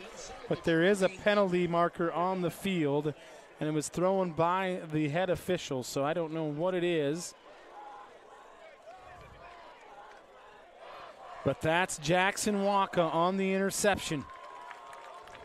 So it looks like the interception's going to stand, but an illegal block in the back against the Bomber defense. So it will bring it back a few yards, but bring it back 10 yards, which at this point we'll take the turnover. We will take the penalty, but that is a big penalty for no reason at all. And I didn't catch the number on it, but it was behind the play. But boy, Jackson Waka, the quarterback there, that was Breck that had the angle on him, but Jackson was kind of, I wouldn't say was lumbering because he's much faster than I am, but wow, he was just right there. Good pass drop there from Waka. First interception of the year, I believe, for him. Heck of a year for Waka, looking to keep it going. As Vitzum's going to look to throw on the trick play. Parker Miller deep, unable to get it to go. As it falls incomplete. It was right there. I think PK looked just a little too early on it. He had the step on him, and Vitzum with a pretty decent throw there from Tucker. Oh, man, the roof would have came off this place if that one hits. Like the play call, though, like the aggressiveness from the Bombers. Bombers typically run that once or twice a season. I've seen Rouse get the handoff and throw it like that for a touchdown to Fleischman a couple years ago. So no shocker that the Bombers have run that again, this time for Vitzum to throw a pass, and that was a decent ball. Yes, it was. It was just out of the reach of the 6'4 Miller, so single underneath here. But we're in thirds now here. If you're Gibson trips, able to get up, and his feet. And 1 yard after tripping about 3 yards back. Wedmore on the tackle, and the Indianola coaching staff was asking for him. Hey, he was down back here, but Jude must have kept his feet. That's a long throw. I mean, he threw from the opposite hash almost to the numbers out there. That's a 27-yard throw across the field. So long time to develop his Sidness Gallivants off here, and now we've got Schonhorst up top. Less than a minute to go here in the second quarter. Wouldn't be shocked if the Bombers just kind of keep it on the ground and keep the clock rolling to go into half. Good call there, Bear. Hedrick gets it, pushes his way forward, and he is brought down. Let's see what Indianola wants to do here, if they'll call timeout or not, because that should do it. That was Radosevic again on the tackle for Indianola. So it looks like Indianola is going to sit on that timeout, and we'll go to halftime. Unless the Bombers want to take a shot. And right now, might as well. If you're Ballard, you might as well try to take a shot to the end zone here if it's me, but maybe not. They're going to run the time down and go into halftime at 13-0. The Bombers, I think, just took a timeout. Or no? You know, it looks like they did call a timeout. I think they called a timeout. Yeah, the Bombers did call timeout, so we got to get Indianola back on the field. And so the Bombers took a timeout with 1 second on the clock, so a little craftiness down here on the sideline from Coach Howard. As we said, maybe they'll take a shot to the end zone and see what happens. I don't know. Danny Sunset's executive producer is calling for Sammy the Leg here. This would be a world record for Sammy. It would be a 40 long ways. If they did it and it happens, I'll go home. Okay. I will never want to watch another Ballard football game, because that would be the greatest thing to ever see. You did just get done telling us that the starting quarterback for Houston was the same guy that quarterbacked Texas Tech when you went down, drove 12 and a half hours, and watched that guy, not the quarterback, but the kicker, kick a 64-yard field goal. So it is possible. It's in the bag. It's definitely possible. I've seen it happen. Maybe we look for little lions in the Amon St. Ra, or Amon St. Brown, Amon Ra St. Brown to Jameer Gibbs last week with a little hook and ladder play. I don't know if we're going to get that, but got to like your chances. You got PK Miller over here at 6'4". Last play of the half, barring a penalty, as Gatch will take the snap, looking to throw on fourth down. Quick pass to Hedrick, and that will just fall incomplete, and the Bombers will go to the half. But there is a penalty marker, actually. There is a penalty, and I don't know if it may be illegal man downfield because somebody may have been lined up on the line of scrimmage. I don't believe it would be illegal man downfield. Illegal contact is what we're maybe hearing. There is no foul. No on penalty. The play. So we'll go to the half. 13-0 is your score. Bombers able to capitalize on two big possessions to start the first quarter, and followed by an additional field goal in the second, which results in their 13-0 lead. I think we might step away real quick for an advertisement, or are we going to stay live for youth football? I think we're going to take a quick break, so we'll be right back with youth football after this quick message. Hey folks, Tim Davis here with Ballard Network. For the past year, the Ballard Network and Flight Bar and Grill have worked together to produce a monthly live talk show from Flight Lounge. It's called The Flyby. It gives people just like you and me and anybody else you want to bring the opportunity to hear from the Ballard community members and well-known local personalities. The show in the past has hosted Iowa State Athletic Director Jamie Pollard, Major League Baseball prospects Sam Peterson and Brody Breck, now West Virginia basketball coach Darren DeVries, along with Nick Mitchell, the head wrestling coach for Grandview Wrestling. It's a great night filled with fun conversations, some great food and drinks prepared by the great team at Flight Bar and Grill. Folks, I can't stress enough, 100% of all the tickets purchased are directly donated back to the Ballard Network, which allows us to bring our coverage to you, the consumer, free of charge. On October 6th, the Flyby will host special guests Peyton and Price Sanford and Iowa basketball assistant coach Matt Gatens. For tickets and more information about the show, head to the Flight Bar and Grill's website and click Ballard Network times Flight under the More tab. We appreciate your support and hope to see you at the Flyby. Go Bombers.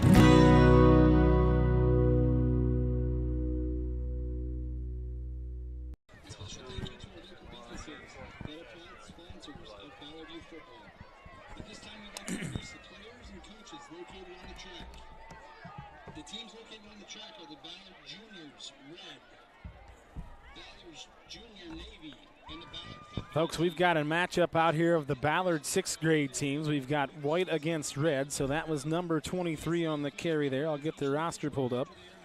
That was Jagger Scheckinger with the run. It looked like that was number 20 on the white team on the tackle there. It looked like Colton Larson was in on that one. So coaches out there. I can't see them all. Looks like that's Taylor Van Boom is out there, and Coach Hochul is out there coaching these guys up. So as we stand, that's Cam Jaden, number 15, the quarterback for the red team. He's under center. Flips it out there. That's Scheckinger again on the outside. He's got room. Down the sideline, Scheckinger goes. He's forced out of bounds over there. That was by number 44, Wesley Tapper on the 6th grade white team that forced Scheckinger out of bounds. But nice ball out there in the flat from Jaden to Scheckinger for a nice gain for the Bomber red team. Folks, I've had a pleasure of calling the PA for these guys in one of their first home games of the season. Mr. Krause was out of town, so I got to watch him play. A lot of fun to watch. These guys are very enthusiastic, and these coaches do a good job teaching them the fundamentals and just kind of the core principles of football. As Jaden will go under center for this one. He play fakes to Scheckinger. He rolls out, nobody home, and Jaden will take off around the edge. Jaden to the 10, to the 5, and he's punched out of bounds, but it looks like he scored. It'll be a touchdown, Cam Jaden. Touchdown for number 15, Cam Jaden on the quarterback keep. The scramble. He's a Broncos fan. I don't even think he was born, but he looked like a young Jake Plummer on that one as he scrambled into the end zone for 6 points for the Bomber red squad. Jaden takes it to pay dirt. Now the white squad will take over. The Bomber white team will take over here. So these guys are all in the same class, all 6th graders. I can give you a little. Number 5 is Silas Brockman. 6 is Lucas Mallon. 9 is Dane Wilson.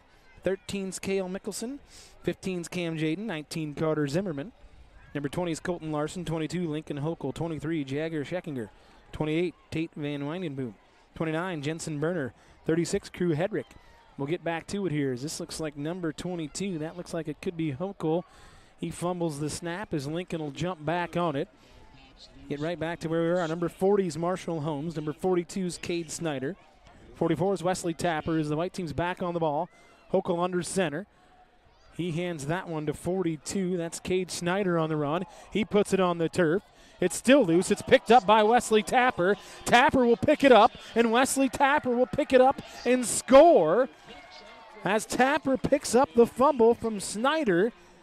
Mixed emotions here from the coaching staff as they never want to see the fumble, but the scoop and score from Tapper, who was in on a tackle just last series on defense. So 2 touchdowns in 2 possessions so far, but I think the rule is it comes back, or it looks like Coach Hochul's going to coach up the Ballard White squad here. As it looks like we go back to the Wesley Tapper, then Reed Van Nordstrand, Grayson Wheeler, Tyus Rewolt, Cody Carson 67, 74 is Jackson Goodwin. As his Hochul's again, his Link drops back to pass. That's 49 there. Grayson Wheeler on the sack play there for the Ballard Red squad. 74 is Jackson Goodwin. 76 is Ben Wright. 78 is Truman Grunmeyer out there. 79 is Madden Wheeler. Number 98, Big Sutton Askelson. It's like Sutton maybe playing double duty here. Looks like he's playing on the offensive line for the White squad as well. So White squad will do it again. Sutton looks like he's the center down there. So Hochul will go under center. We got 2 running backs, 2 wide receivers up top. Tight end to the bottom of the screen as he pitches it out there to Snyder. Snyder around the edge. He's brought down on the tackle there. That was 23. I believe that was Jagger Scheckinger on the tackle. So pretty good run there. Good execution, but Scheckinger was there on the tackle for the Red squad. As we've got the junior teams down here. These are the 3rd and 4th, some of the 5th graders down here on the sidelines watching these guys play. So they play every weekend, sometimes Saturday, sometimes Sunday. Just a 6-game season. Hochul under center again, looks to get it from Askelson. He gets the snap. That's Snyder there, and he's brought down. It looks like that was Cam Jaden that held on. He was assisted on the tackle. Cam Jaden on the tackle. Carter Zimmerman, number 19, was in on there. You recognize that Zimmerman name. Son of the Booster Club president, Russ Zimmerman. Russ was a football star over there at Harlan for the Cyclones back in the day. And so I believe the touchdown that Tapper scored either came back as a fumble, and they wanted to give a little bit more time here to this White squad on the offensive side. So Hochul will be under center. Barks out the signals. He receives the snap. He rolls to his right. Looks to throw it. He's wide open. That's 74. That was Jackson Goodwin on the catch there. Very nice play there from Goodwin. He was brought down out of bounds. That was very nice catch there from Goodwin. Good throw by Hochul. So quarterback play is outstanding right now. We got over that little fumble there from Link, but ever since it's been sharp on both sides of the ball from this Bomber squad. Pretty fun thing they do here for these 6th graders as you kind of stay with it. If these young guys are down here on the sideline, and they look forward to nothing more than to playing in this one. Friday Night Lights, the 6th graders, and as they grow up to be high school Bombers. It looks like Jaden will be under center again for the Bombers. Barks out the signals, gets the snap. He rolls out. Little throwback to Scheckinger. That was Marshall Holmes on the miss, but he makes it back up, gets the tackle. It was Holmes in on that one as Marshall smacks his helmet, knows he missed that one. Cade Schneider was in on the tackle as well. Little throwback pass there from Jaden to Scheckinger. So it'll be 2nd and I don't know how many. We'll go 2nd and 7 as there's no yard markers out here. There's no chain gang for this one, giving those guys the half off. Coach Hochul's got him in the huddle. Ethan Hochul, I believe he's the president of the Ballard Youth Football Board. So Ethan's a busy guy. Got his own business, plus he's coaching all kinds of sports and very engaged. So takes guys like him to make it work. Jaden out of the shotgun with a pump fake. He's trying to go deep. Decent ball there. Oh, and he just overshot him as the pump fake and the throw. That was Cale Mickelson he was looking to connect with just overshot him, but good ball fake on the pump and go as Mickelson was open. Just couldn't quite connect with him.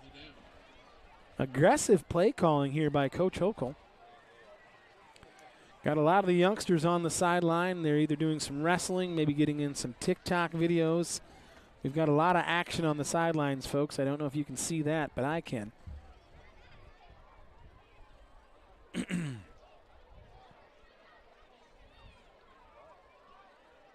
Coach Hochul taking his time getting the play in here as the play clock ticks down.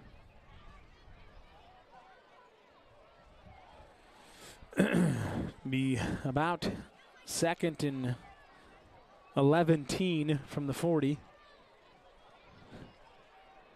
Jaden pitches that one. Going to be a throwback. Scheckinger's looking for Jaden, and that's picked off by big Marshall Holmes. Marshall read that one like a book. He puts it on the turf, and there's Cam Jaden, I believe, that ran it all the way down, recovered the fumble as big Marshall Holmes picked it off, turned it over. There has been action galore in this one at halftime, folks. Holy smokes. Much like the first 5 minutes of the first quarter of that varsity game we just watched. Stuff happening everywhere as it looks like the Ballard White squad will take over here on offense. Possibly. Coach Hochul's looking at the clock, and I think maybe we're going to just now we're going to swap out Big Sutton Askelson. He'll come over to play defense.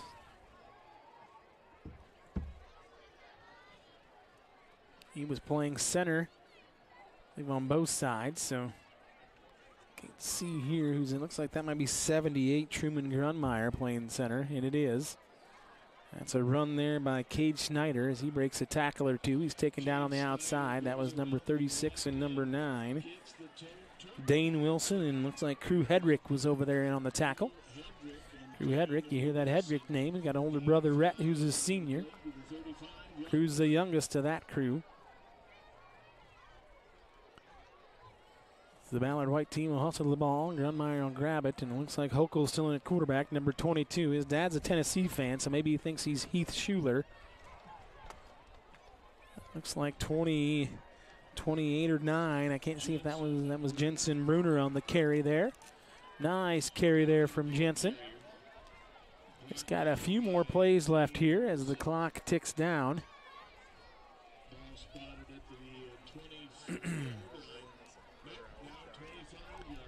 Got quite a bit of grittying going on the sidelines.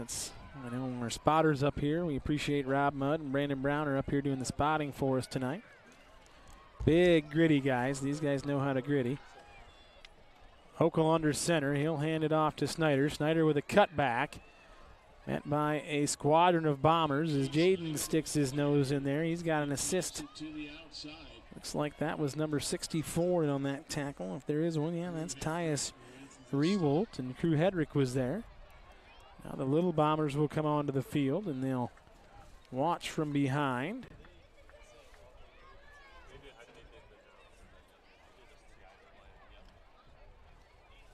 So here we go again with one more play, folks. One more play, and then I have to step away from this one.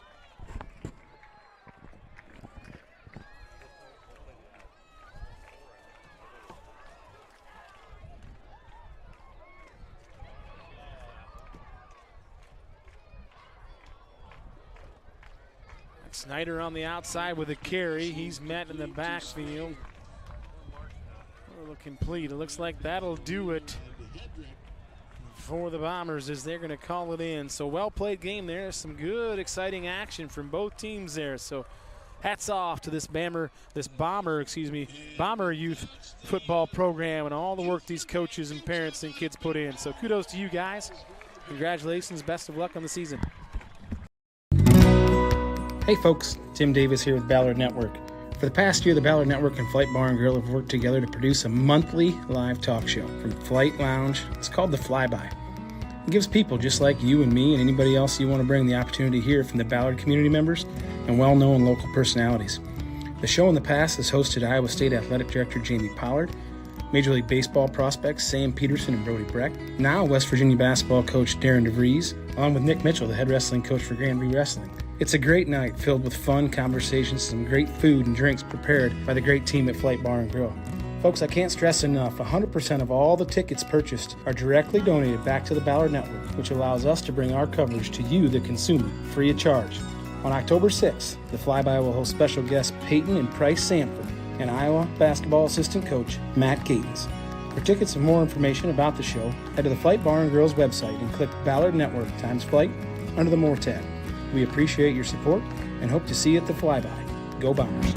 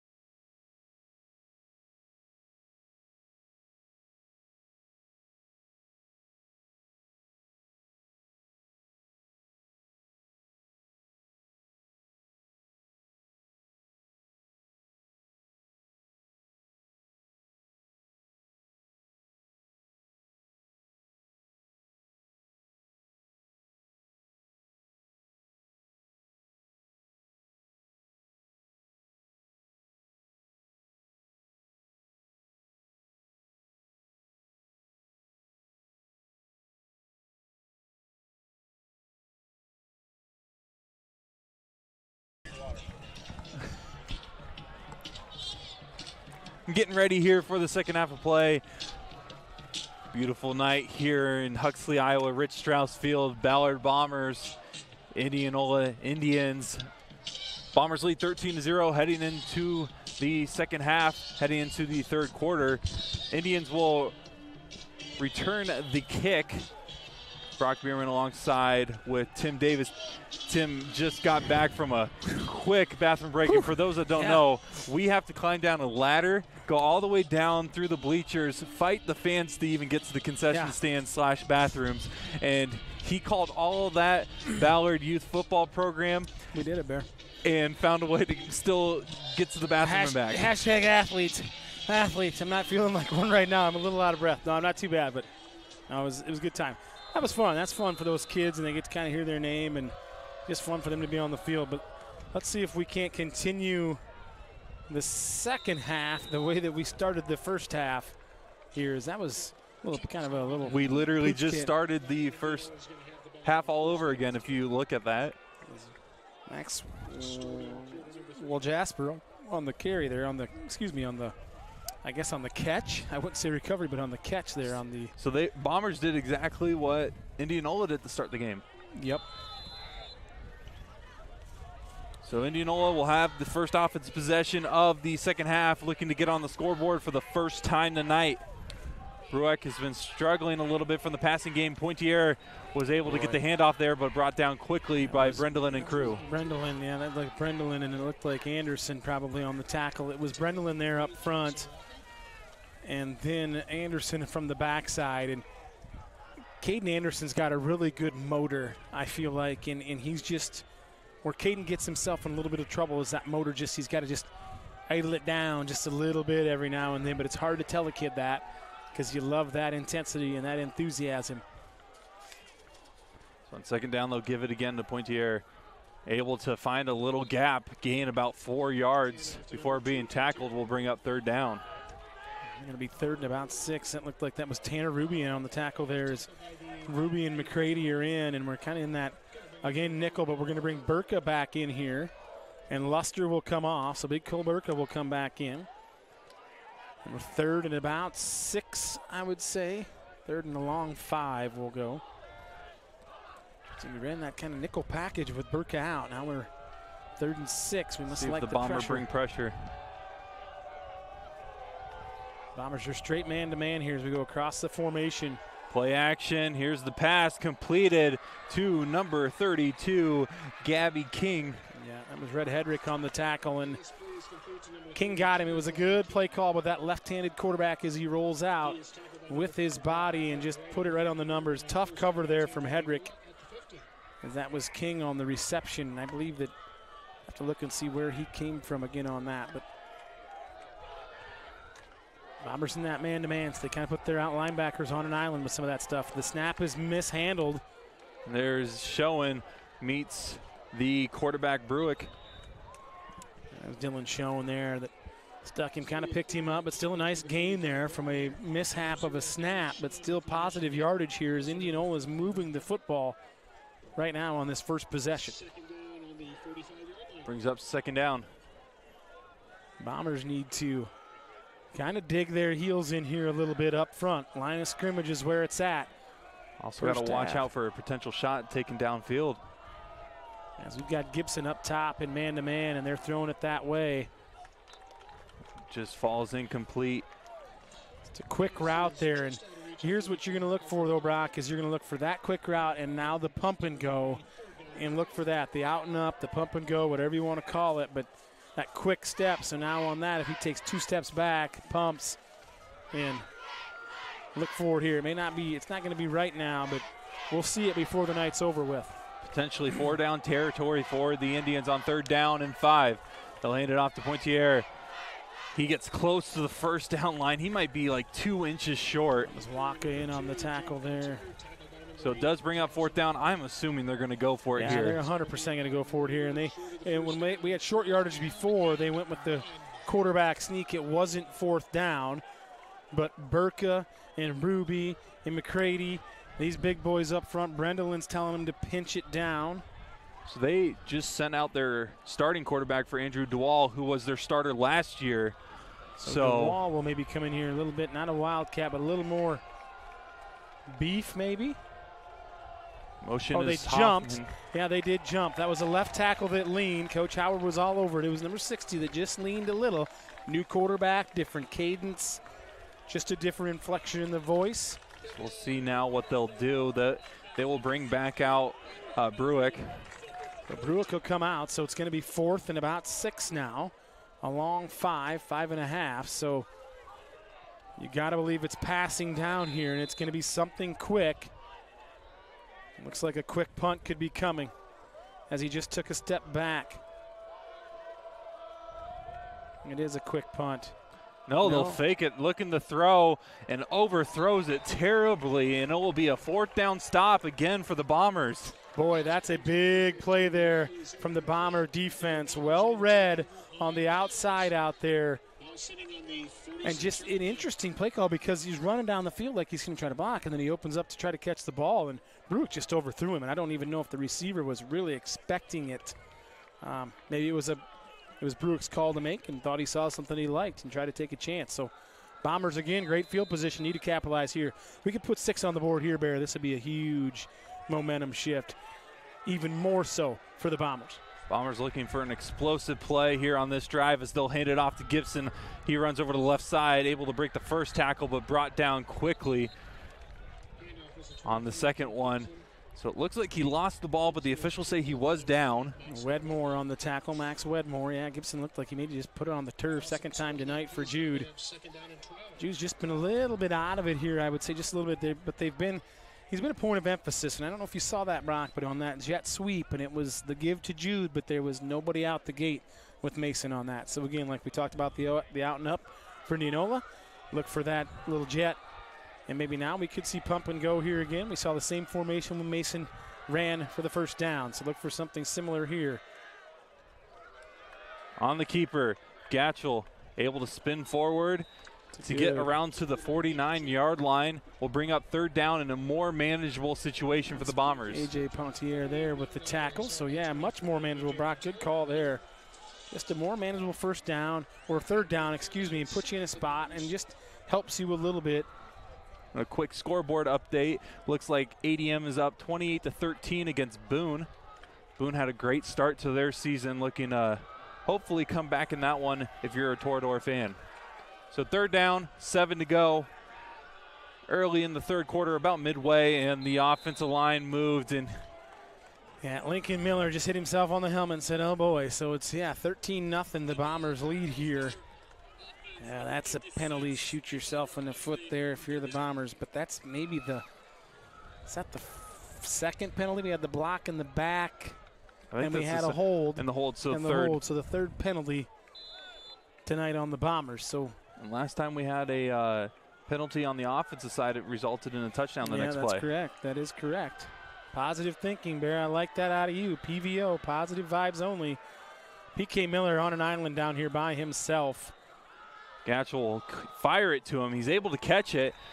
More of a manageable 4th down situation. Do the Bombers go for it here? But I think we're going to play field position here. But, yeah, I think we're going to play field position and make them drive the football on us.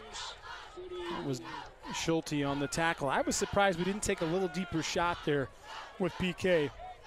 But again, we're 4th and about 4, 3. This is where if you're one of your up backs likes something. Good snap there from Gage Tapp. Gatchel fires it away, caught around the 10-yard line by number 8. Anderson, and he's able to get a decent return here. He is. That's pretty good wheels there. That was number 8 Anderson there. Pretty quick, Vinny Anderson. That was kind of like Connor Pesey out there. Lincoln Miller, Pesey out there running him down, the big man. North Polk won last night 48-12 against Des Moines North to open up district play. Both teams are in our district, so something to keep an eye on. Bombers travel to North Polk, I'm pretty sure, next week, if I remember right. That is correct. And go down there. Bombers and North Polk split the season series. There's not normally a season series in football, but there was last year. Both teams were able to get a win. Obviously, North Polk won in postseason. So Pointier will get the handoff. Nice little cutback there. Who was that? That looked like McCready again, 77 on the pursuit. Brendlin was there, but he got blocked, but spilled it out enough. Quick 3rd quarter here so far, much quicker than we saw in that 1st quarter.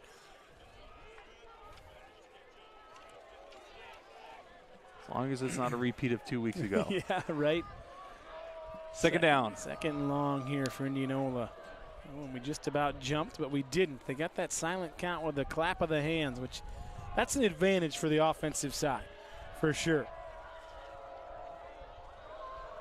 35 will get on the line down here for Indianola. Stretch play, and they stretched us out just beautifully. Creased us on that one. What a run.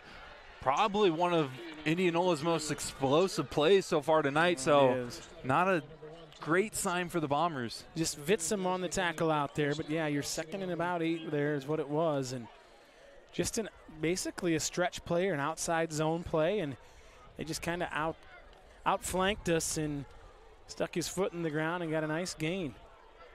Scores 13-0, well over halfway in the third quarters. They'll give it to Pointier again, and he's able to get 5, maybe even 6 yards on first down. Right now, Indianola's offensive line is controlling our guys, as Dylan shown in on that tackle, but right now they are up under our chest plate and getting their hands on us before we're getting our hands on them.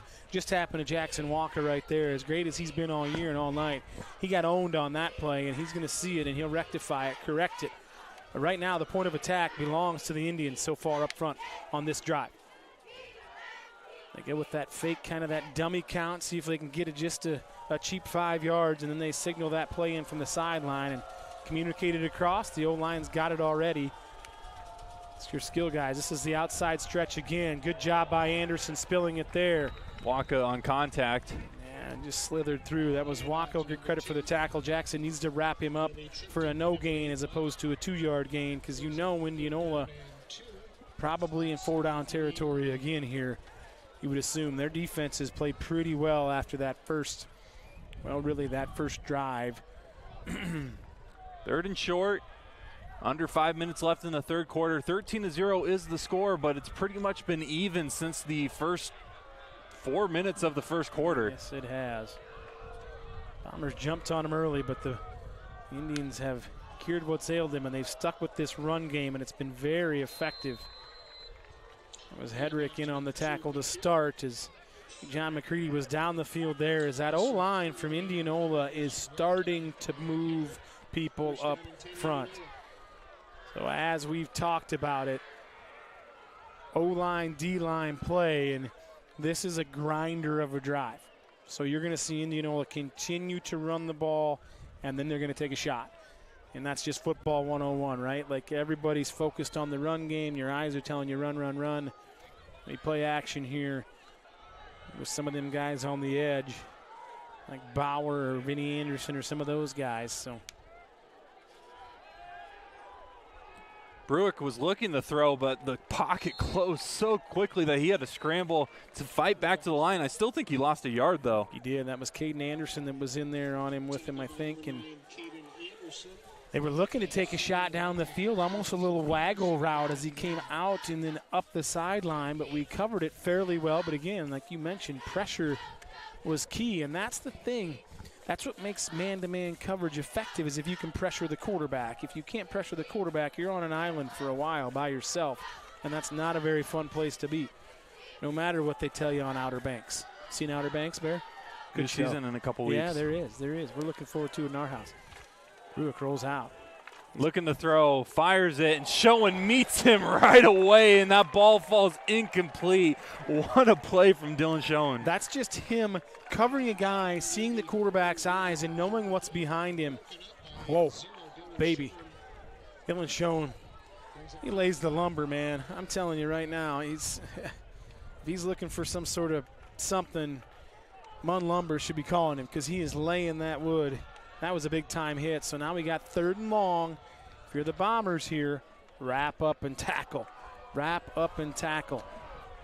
Depending on this play, 4-down territory, of course, for Indianola.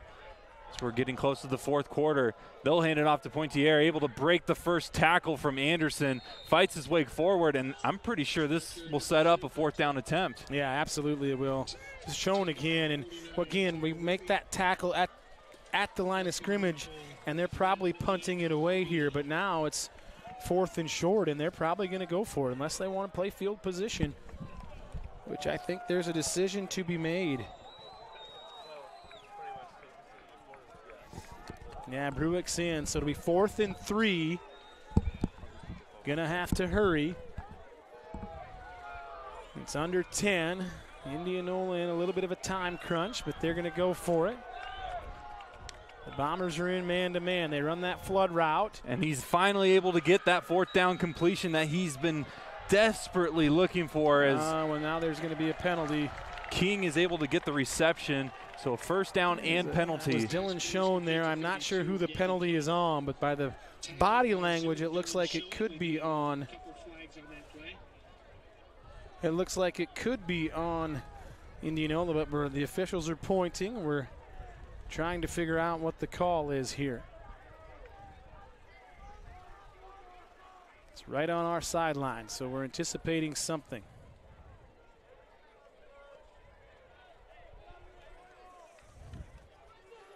We're waiting for the head official to give us what we have.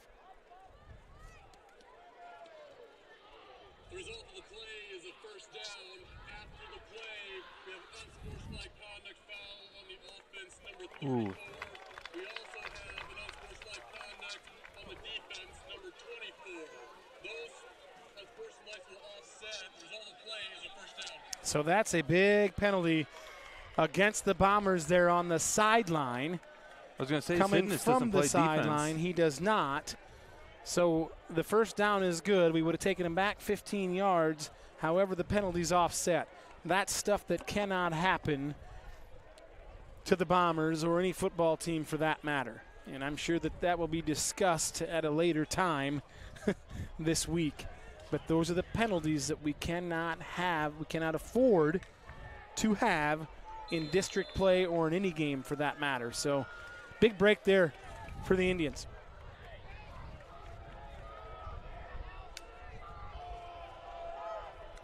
And a handoff to Pointier on first down, able to get a decent gain. Will set up a second down and about 7. Ruby was there, but that's the defensive lineman, Ruby. Wonka came from the backside, just snagged his shoelace. Ruby cleaned it up. Just a 3-yard gain. Want to have those defensive linemen anchor in, take on blocks, and let our linebackers run free is the name of the game. As we got trips up top, we're single underneath. We're trying Silent to count has worked for them. Yes, it has, and it's there's some little twitchiness going on up there up front from the old linemen, but it's not. They hold their water pretty good. Bruick, quick pass, caught, and he's met quickly. That was 35, Kaufman on the catch, but Schoen and crew. Yeah, he took a And hit he's there. down. Yeah, that was Vitsum was there, and Schoen cleaned him up. And wow. Thank you. I mean, wow. Dylan Schoen was shot out of a cannon on that one again. And if you see 0 coming at you, I hope this young man's okay. But that's a good, clean football play there from Dylan. Vitsum had him low, and Dylan came with his head up. Wasn't the crown of his helmet or anything, just a good, hard football play there, but a good catch on that play as well. That was Kaufman on the catch there for the Indians. It was a tight window that Bruick threw it in as well. Indianola's been rolling. They're figuring out their offense here in the third quarter, so whatever halftime adjustments they have made, it's been working for them. Yeah, we talked about it pregame. They wanted to run the ball. They've established the run game right now, and so they've got the Bombers defense on their heels a little bit, and our guys up front, and this is, I hate to bring it up, Brock, and we just because, but this is like that UND drive that they had against Iowa State. It's just a grinder. I think they've taken almost 7 or 8 minutes off the clock on this drive, so they've completed a long third down, they've completed a fourth down, so this is what, as an offensive lineman, this is what you live for. Because you are grinding on those guys up front. You are wearing them down. And it's one of those situations, if you're the Bomber defense, honestly only giving up 3 is a huge win. Yeah, that's a win. Absolutely. No points are the least amount. The least amount is always a win. Preferably 0, but we would take 3 here. But we're still in man-to-man as Vitsum switches him off, and Schoen will take him. Bruick looks to throw, tries to fight off Waka, and he brings him down for the sack. The state leader in sacks gets That's another his one. Second or third of the evening so far, and he just got enough of him, Jack did, to bring him down. I thought he was going to wiggle out of it. But again, it makes that man-to-man defense. But nice pass over there as far as Vitsum's guy going in motion, passed him off to Schoen, and we rolled right into coverage. So good communication on the back end.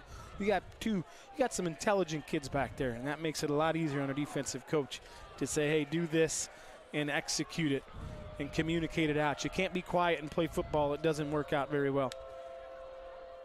Bruick will Look hand for it the off. throwback here. That's Look their for the quarterback throwback. from last year. He'll fire one to the end zone. That one's deep and almost it was fingertips away from Gibson, able to throw that, get the pick. That was DeWall, again, their backup quarterback. He was their starter, I'm pretty sure, last year based off of what I saw in the stats. So he can throw the ball. Obviously, he had a nice throw there. Absolutely. While Really taking good, the hit. Yeah, really good coverage on the back end. It was Vitson back there, and I think that was Schoen or Jude. So really well done again by the Bombers. But that pressure there was that man, the 8th wonder of the world. And we say that in jokingly because he wears number 8. But Jackson Waka made DeWall feel that one as Bruick will step back in here again. Bruick will look the throw on 3rd down. The ball was batted. We hope that he catches it, but he doesn't, which is a good thing he didn't catch it because it would have been a big-time loss. Now it's 4th down, and I got to believe they're going for it here. So again, with how long this drive has went, if you're Indianola, you can't settle for anything that's 0. Yeah, exactly. So you're going to maybe look for them to, they can't run it down to the quarter break because it was an incomplete pass. So 19 on the play clock. If you're the Bombers, keep them in front, play clean, solid football here. These sophomores up front, if you're Tanner Ruby or Big John McCready, pin your ears back and give them something. There's Burka in there. A deep pass towards the end zone. It is caught. Oh, my goodness gracious. He might be in the end zone. They'll spot him at the 1, but I'm pretty sure he was in. That's an unbelievable throw and an even more unbelievable catch. That was Mitch Bauer on that catch. This is very reminiscent of what happened last year down there. That is unbelievable, as Vitson had perfect coverage. Burka was in his face up front, and they doubled his season reception or season yardage for receiving this year already. Wow. Just with that catch. So what was a 3rd and long, now it's a 1st and goal on the 1. That was 4th and 14 there, Brock, and they convert that thing. And a sneak. Looks like they spot him short of the end zone. Wow. Yeah, you were right, 4th and long. Brutal situation. Why Clock the play should clock be running. Is not running. The play clock, the game clock is not running, and I don't know what the game clock is doing down here, but we've got to keep track of that. Bottom line, that was about 4 seconds that they shouldn't have. They should have been going to quarter break here, and I don't know if it will now. They were going to let it go to quarter, and not that it's a huge deal, but it gives a little extra time for the Bomber defense, as we're going to see a QB sneak again. Hand off to Pointier, and he gets into the end zone.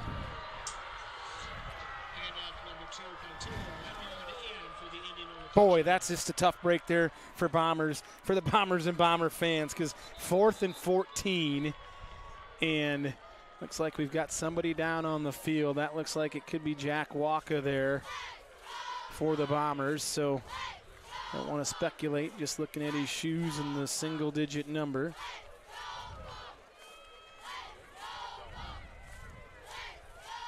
So big play all the way around here for the Bombers. Boy, Tucker Vitson had good coverage. That'll be a replay we like to see. That was just a good catch and a better throw, really. Couldn't have covered him any better if you're Tuck. And Burka was right there in Bruick's face on that throw. So, yeah, looks like that's Jack down there. Mr. Waka. It looks like he's up, though. He's leaned up on his rear end, so going to help him up. It might just be a little leg injury, a little gimpy, so he's going to get some help off, so big applause. Boy, that was a dagger as far as we're still up 13-6, 13-7, but that's 4th and again 14. They don't get it. It's our ball with great field position and the 13-point lead. You feel pretty good about yourself on that. So out comes the PAT crew.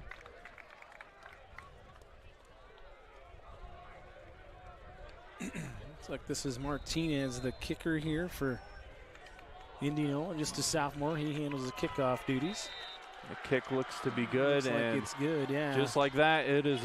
We got a ball game, folks. 13-7. We've got a ball game, and that was a very, very good drive from the Indianola Indians there to not quite end the third quarter, but they put a stamp on it for sure as they controlled the line of scrimmage in that quarter offensively and defensively. So the Bombers need to figure something out here. I see Jack giving a thumbs up, looks like to his mom and dad over there, so that's a good sign. And knowing him, he's not going to take anything as a you're done playing. He's going to try to get back on that field. He's a tough kid, and we're getting him checked out.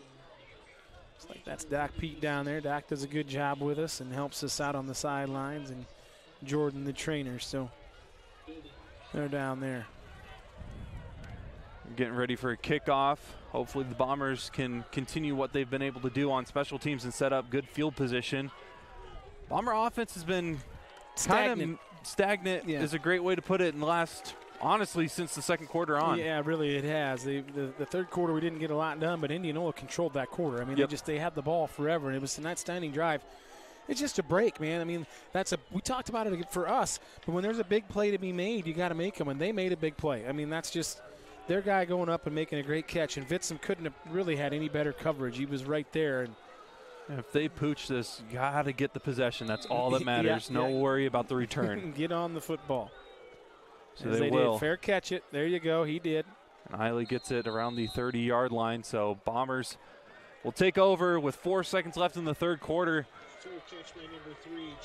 And I don't want to bring up anything from the past because the Hawkeyes just got done whooping the Gophers last weekend, but that was similar to a Cooper DeJean fair catch call, but I think that depending on who you're rooting for. I didn't see it for a catch. I don't know what you're talking about. I'm just saying it was very similar to that, and they gave it to him here, and I think they gave it to him in the Iowa game. Now, we're glad they gave it to us, and last year not so much for the Hawkeye fans.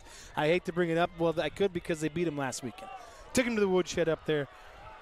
The Gophers to the woodshed. Yeah, took the Gophers to the woodshed, yep, and brought home the trophy of Lloyd or whatever, Floyd the Pig, whatever he's called.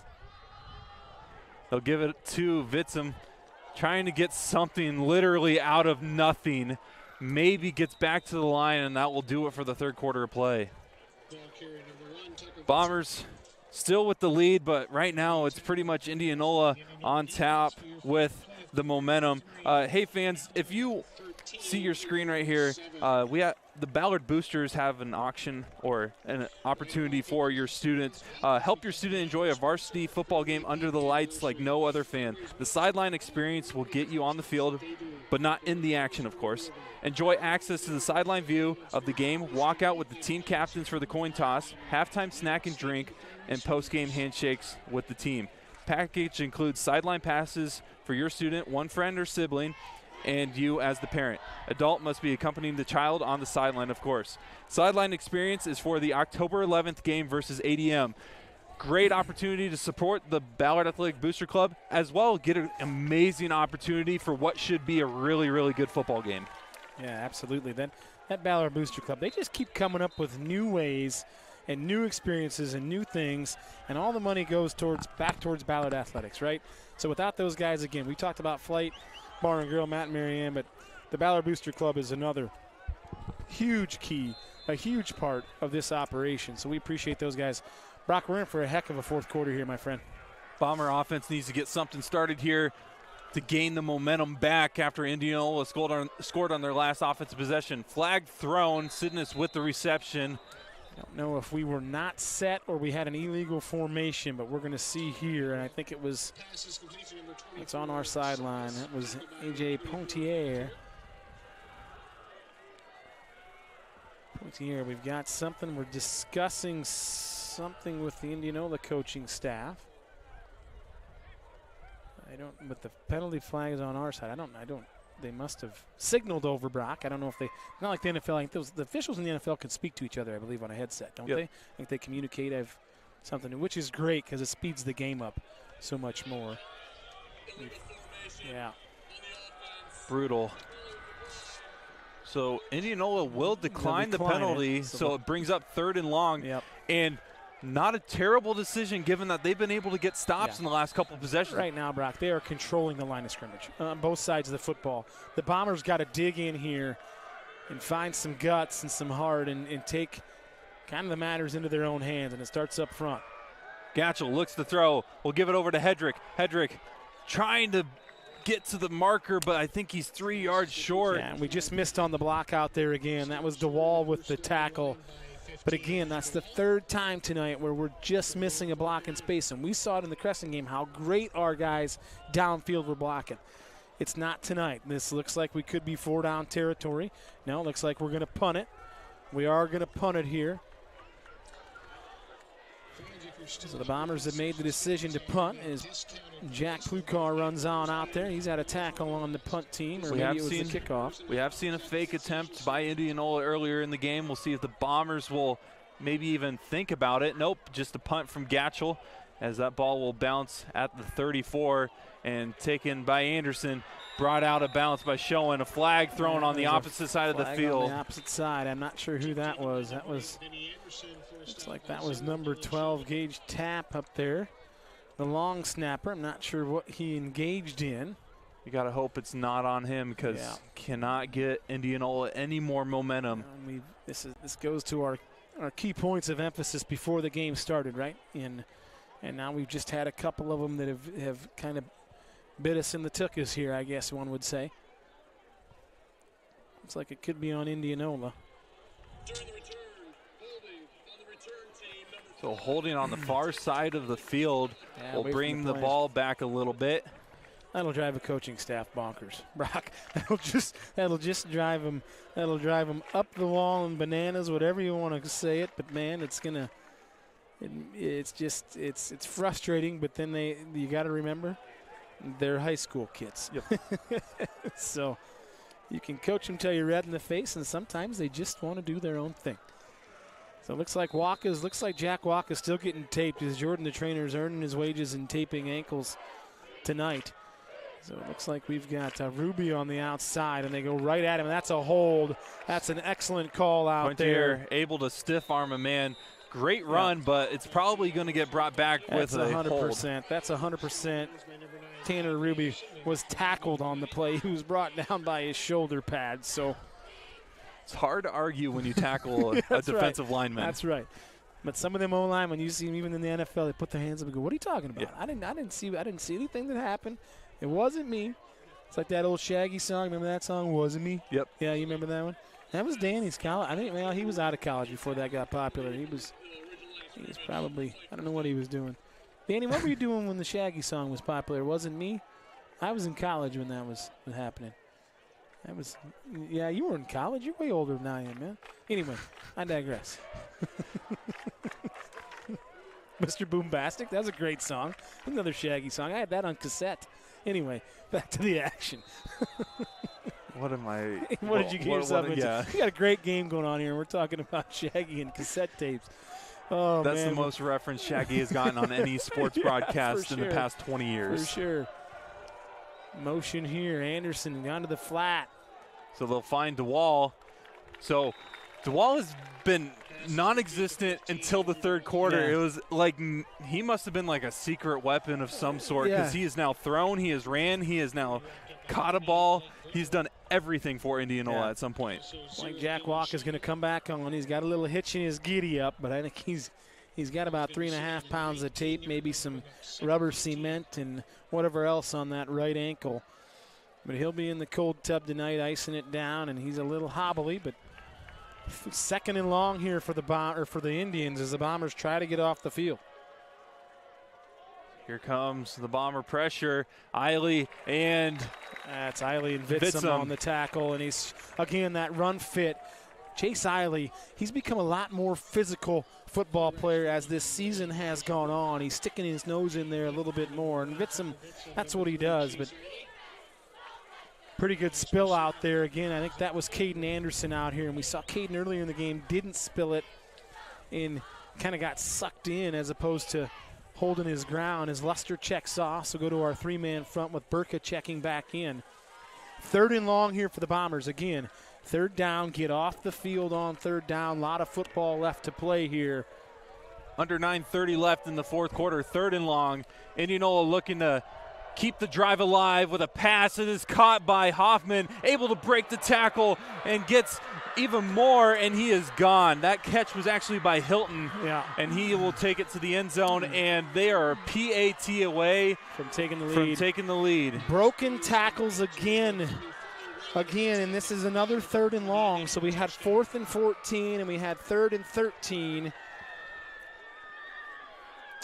And we were in the right spot. We just got to wrap up and tackle, and our defensive pursuit wasn't there either. So now we've got a dogfight on our hands, Brock. The offense is going to have to ring the bell if the Bombers are going to come back and win this one, as they've led the whole time here up until the last about 4 minutes. Not even. They made their first PAT attempt earlier in the game. Second one is up, and it looks to be good. It is. So the score is now 14-13. Indianola leads it. And we talked about it as far as those first 4 minutes.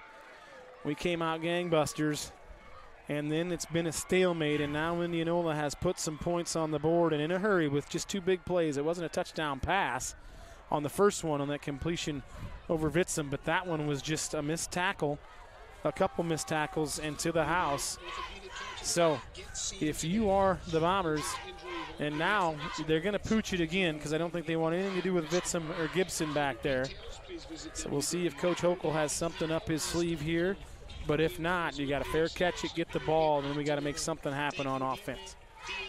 Open the playbook wide open here because the Bombers' schedule doesn't get any easier, Bear, as we move forward. It does not, for sure. North Polk next week on the road, big rivalry game. We've talked about it pretty much every time we play North Polk in any sport. It's a competitive game, and just because of how close it is, both teams love playing each other and love getting the win over one another. A little bit of Tobacco Road-esque, that UNC Duke. It's not there, but we're only literally 8 miles apart, right? So we need a trophy for this game. Yeah, I right. still think there should be. For sure. That would make it fun. More fun, I should say. I don't even really know. I've grew up here, and I really don't even know if there's a name for the rivalry at all or something like that. Yeah. I really think it should be like the county line rivalry. There you go. Sure. I'll tell you what, Brock, is 9 minutes to go exactly on the clock. 14-13. If I'm Coach Howard and I'm those guys on the offensive side, I'm having a very serious conversation with my offensive linemen saying, fellas, you have to step up right now. Bring it to the table. And let's get a nice 8-9 minute drive and go for it. Bombers will have a chance to return it, and that's showing. Keep on to the ball as he gets tackled around the 31-yard line. 36-yard line. So out trots the Bomber offense. DeWall again on that. Andrew DeWall has been everywhere. I want to say DeWalt because he's kind of like it's like a DeWalt tool series, man. He can do everything. You just stick a battery in. Everything. You can weed eat. You can blow the garage out. You can trim down a tree. You might even have like a little handsaw. That's DeWall, man. He's DeWalt tools, but he's DeWall tools. I'm calling him that right now. I'm trademarking that for him. Give him the NIL deal. Right now he's been DeBomb for Indianola. Well, boy, there it is. Sorry. Brock, that was solid. You know me, I can appreciate a good dad joke. I mean, if there's anyone that could appreciate it, it's definitely me. All joking aside, though. Bombers need to do something here. Yes, sir. We're on the same page there. Play action. Gatchel looking to throw. Has showing, and he misses. Underthrew it just a little bit and behind him. Yeah, it was behind him, and I think it hit him in the hands. And we've seen Dylan make that catch multiple times, but there's that first down play ahead of the chains, and now we're 2nd and 10. I like the aggressive play call there. Now we're trying to go wide. Going to go spread here as it looks like Schoen's going to stay. Vitsum and Hedrick come off, so we're going to go with 5 wides here as there's not a running back in the game for the Bombers. So, yeah, I believe you're right. Mason just underthrew him just a fuzz. This is that same formation we've seen. Look for the bubble down here to Gibson. Hot pursuit from 5 Young down here. Gibson on the catch. His knee was down. Yes, he was. And so it will bring up 3rd and about 15 on that loss. Yeah, actually, it's going to be way longer than 13. 3rd and 17 now. That's just not ideal if you're a Bomber fan here right now. So now we've got 3rd and 17, down 1. We've taken about 30 seconds off the clock. So we just got to get her a little dialed in here. Bombers need something here. 3rd and 17, ball in the 29, 4th quarter, 8:12 left. They're down by 1. Need the first down here desperately. Looks like we got a timeout by Indianola. They didn't like something back there. I guarantee somebody in the booth was telling them to get a timeout. And we run that bunch set with PK, and we're on this left hash, Brock, and we've got all of our guys down here on the numbers, right? We almost look like we need to bring PK in as opposed to getting him on the numbers. Bring him in on that hash. We've got a little bit more yard field to work with for him and a little shorter throw for Mason. But you also want to spread the defense out, so it's kind of a catch-22 there. Big third down here, but if you're the Bombers, if you can't get it, get some yardage, play field position, and then play defense and see what happens. Our defense has been pretty solid all year. Really, it's been solid the last 2 years I've been calling the games. We've just had some big plays that have let teams back in games, and it's come back to bite us in the rear end here tonight, too. It's like Waka will be in here. He'll be the front guy on this little bunch set down here with Sean Horst and Gibson. 8:06 left in regulation. Bombers down 1. 14-13 is your score. 3rd and 17. Bombers with the possession. Need a first down here. It's PK Miller up top. They're rolling coverage to him. Gatchel will roll out. Fires it to Waka, and it goes through his hands. That looks like Great it could have defense. been PI there.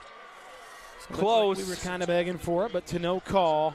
No call on that one. Looks like it could have been, but good defense. Pretty good throw there from Gatchel, but better defense there from Indianola as now the Bombers will punt it away. Indianola is going to have really good field position here. The offensive line, I'm going to tell you right now, and I mean this, they're going to have a little come-to-Jesus meeting down here on this bench because we get the ball back. There may not be a lot of time, but we're going to have the time. Gatchel will punt it away. They'll bounce and a favorable bounce for Indianola. Huge bounce. Mason threw the old lob wedge up there and backed it up on the green and too much. So good field position again here for Indianola. We've seen this in the past, though, Brock. The Bomber defense with their backs against the wall. We talked about North Polk and we talked about last year. It was 1st and goal from the 12-inch line last year, and we held them, right? So this defense is built for this, and I think our kids are built for this, but they got to dig down, find some guts, and make a play right now. Pointier on the handoff, and he's brought down quickly. 2-yard gain, brings up 2nd down. Jack Walker's not well right now, but you're going to see him suck it up. And if you're him, you got to get in your guys' ears and say, fellas, bow up. That's what they used to say back in the day is bow up, bow your neck up, and see what we can do. Wrap up and tackle the football carrier. 2nd down and 8. Clock ticking. Something good's got to happen here for the Bombers, Bear. Another handoff for Pointier. He's got a great hole, able to get the first down. Boy, they just beat us at the POA there at the point of attack. I've said it numerous times tonight, but they have owned us up front here in the 2nd, 3rd, and now 4th quarters. Eiley on the tackle. The clock will run. This will be number 26. I think that's Schaefer checking in. Schaefer will check in for Jack Waka. He'll come off here. Hard for Jack on that edge. He can't plant that foot. You know he's going to give it everything he's got. They move Schaefer in, and Ruby comes out here to this stand-up edge player. New set of downs. Pointier will again get the handoff, and he'll just fight forward, and the clock will continue to run. Looks like Red Hedrick was in on that tackle there for the Bombers, along with Burka was in on the pile, but that's a good first down gain of about 3 or 4, so it'll be 2nd and 7 now. And Bombers got to force a turnover. Gibson will come off and Luster will come on. The Bombers have been known to force some turnovers when they need them, so hopefully they can get one like they did in the first quarter. Force a fumble. 2nd down and 7. Steady dose of Pointier here. They'll give it to him. They'll run to the left side. Left side has been his favorite spot to go here in this quarter as he's able to get close to the first down line. 3rd down and about an inch or so. Yeah, and you know they're going to go for it, and they're just going to grind on us now, and that's what they did the third quarter. And they've just they popped a couple of big plays and really kept our offense off the field. You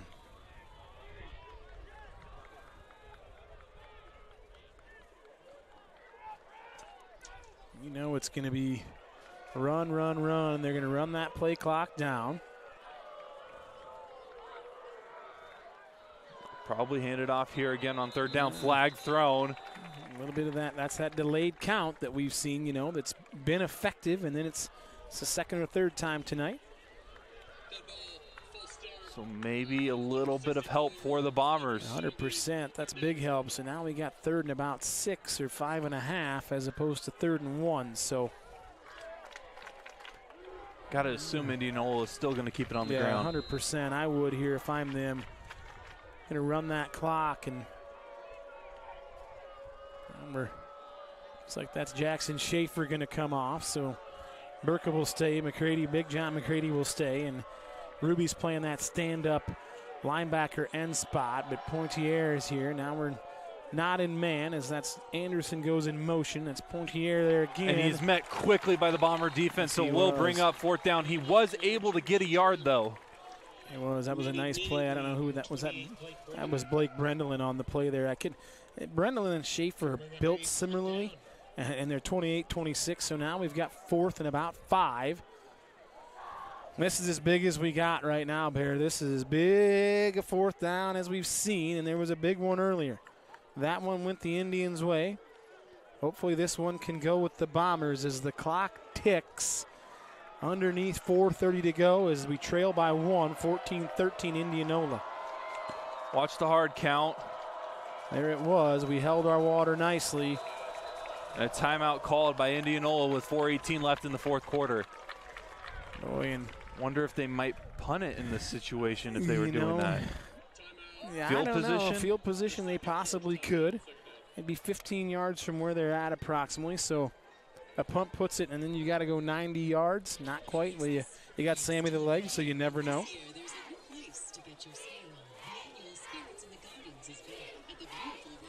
It's been a slugfest. Yeah. In this one. Bombers took an early lead off of a quick 2-possession play.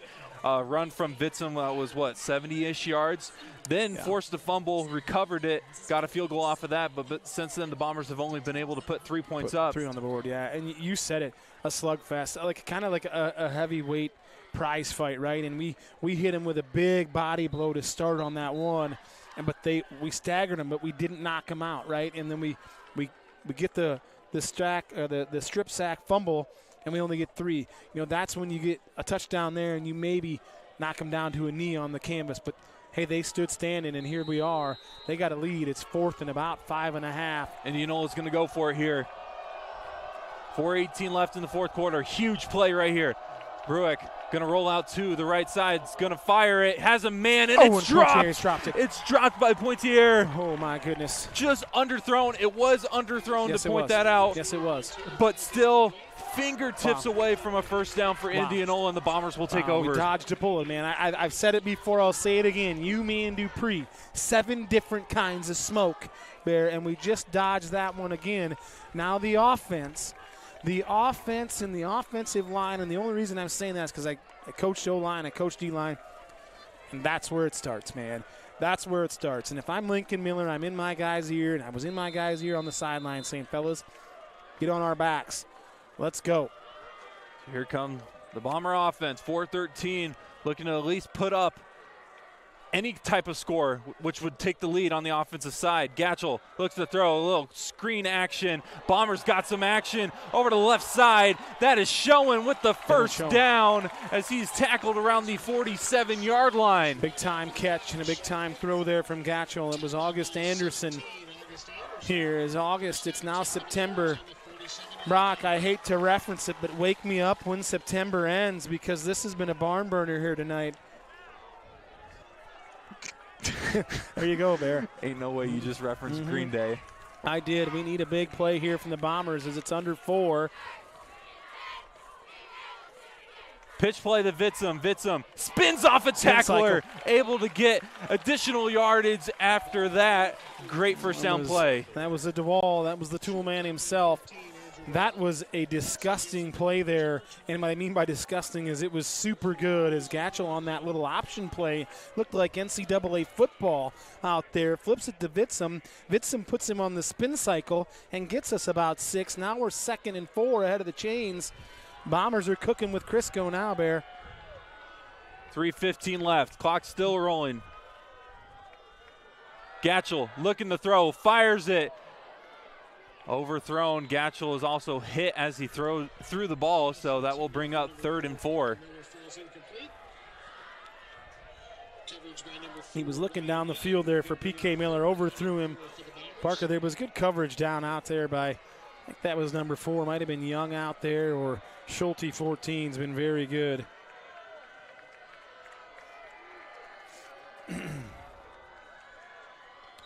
Third down, 4. Looks like the Bombers might take a timeout here. Yeah, big 3rd down play here as we've got 3:05 and two timeouts left for the Bombers. Obviously 4 down territory here. Especially with that timeout. Absolutely. Absolutely it is now. Game is on the line with this upcoming 3rd down and potentially 4th down play depending on what happens. And this is something that back in the day when we were coaching a long time ago, but it's where you ask your guys in fall camp and you say, what's your best 4-yard play? What are we running to get 4 yards? Like, what do we need to run? What can we do? And we can tell everybody in the stadium what we're going to run. But we're still going to get 3 yards because that's when you just got to man up and get it. And you can tell everybody, tell the guy across from me, it doesn't matter. You just got to go get the darn thing, for lack of a better term, for what I can say on the air. As you can tell, I was finding the words. But, man, you got to sack up and make a play here if you are the Bombers. 3rd down and 4. Bombers down 1, 3:05 left in the 4th. That's Vitzum in motion. Over to the right side, Gatchel looking to throw. A little screen pass to Hedrick. He's going to get the first down. Spins off of a couple defenders, able to get additional yardage. Good play call. Inside the 40. Really good play call. Really good job by Mason Gatchel there. The tackle there was A.J. Pontier on the tackle, but nice job on the patience from Mason to get that play to develop as Luster will come in.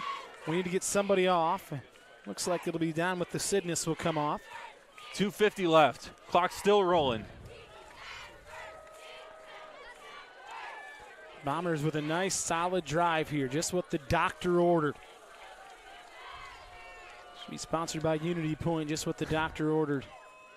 Hand off to Vitzum, running on the left side. Able to get a decent gain on first down. Solid gain. Jake Luster's just got to hold that block for a half a more tick, and Vitzum's out the gate. There's the tool man again, DeWall on the tackle. Gain of 4 brings up 2nd down and 6. Again, solid first down play as the clock ticks away. Bombers offensively, best drive we've seen out of them in about 2 quarters, I would say, for sure. So as we go 4 wideouts with 1 single setback, and that's Hedrick back there. Schonhorst down here on his own. Gibson in the slot. Gatchel looking to throw. Fires a short pass to Hedrick again. Hesitates. Flag thrown. Looks like it's going to be in the area of holding or an eligible man downfield is what it could be. It's in the vicinity of holding or an ineligible man down the field for the Bombers, which this could be a huge penalty as Red, I believe, picked up the first down on that one.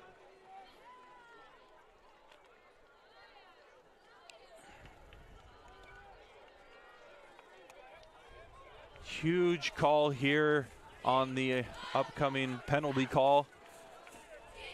I think we're discussing as to what we have. Maybe they'll pick it up and wave it off. I don't know if we'll get fortunate or not. One can hope. One can hope. Optimistic up here in the way up top. Still discussing. Boy, I'm glad Al Michaels isn't on the call.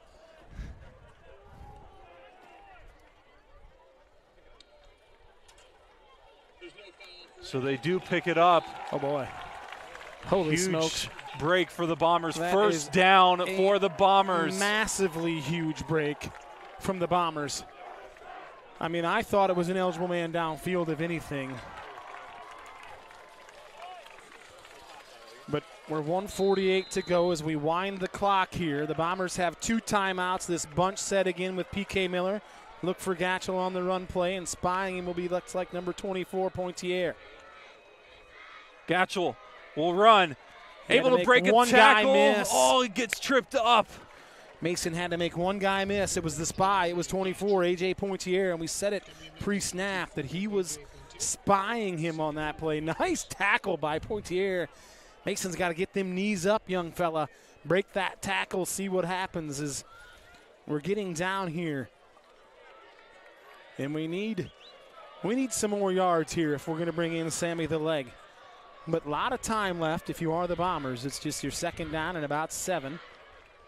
1 minute to go. Gibson will get the pass, runs to the left side, drops the ball. Oh, no. And Gibson fumbles it. The Indianola Indians have recovered the football, I'm pretty sure. I think he said Gibson was down. No, I believe it'll be recovered by Indianola.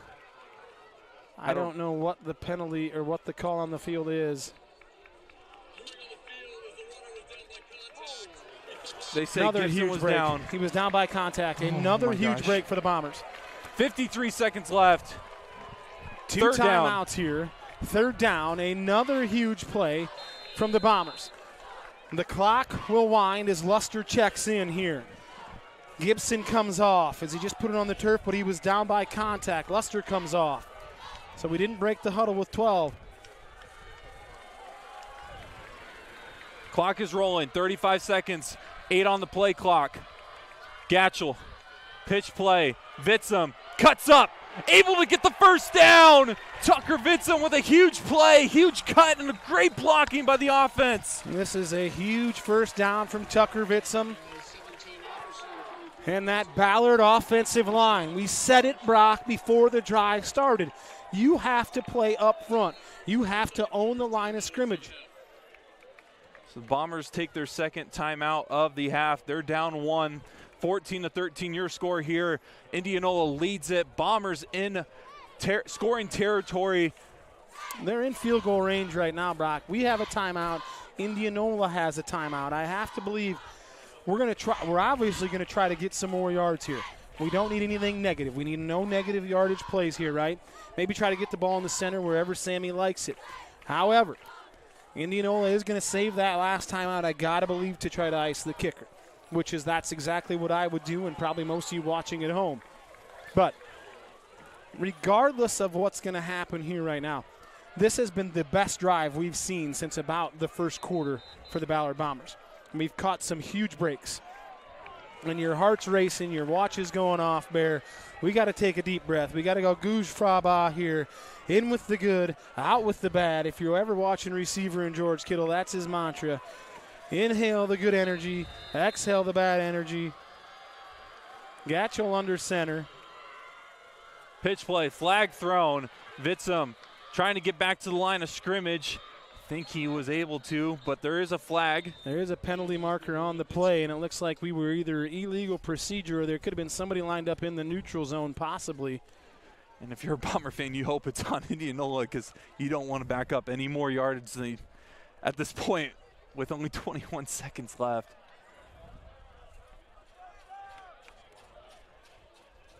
We'll see here.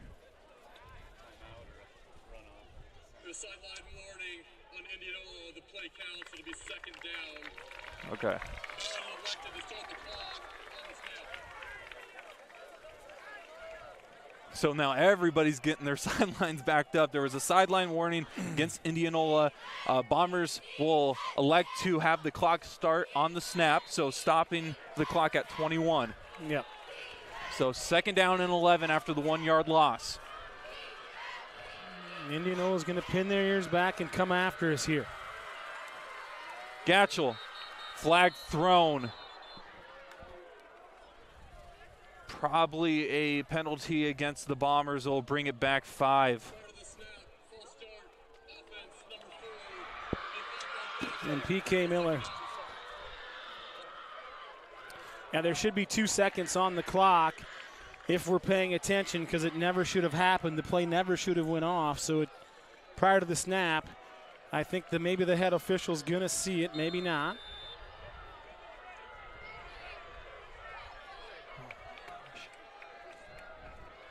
All right, 3rd and 16, 19 seconds left. 2nd and 16 here. Or, yeah, Yep. sorry, scoreboard Yeah. said 3rd and 16. 2nd and 16 officially. They'll give it to Vitzum. He runs to the right side, trying to fight his way forward to get any more yards than he can with 13 seconds and less as the clock keeps rolling, brings up 3rd down.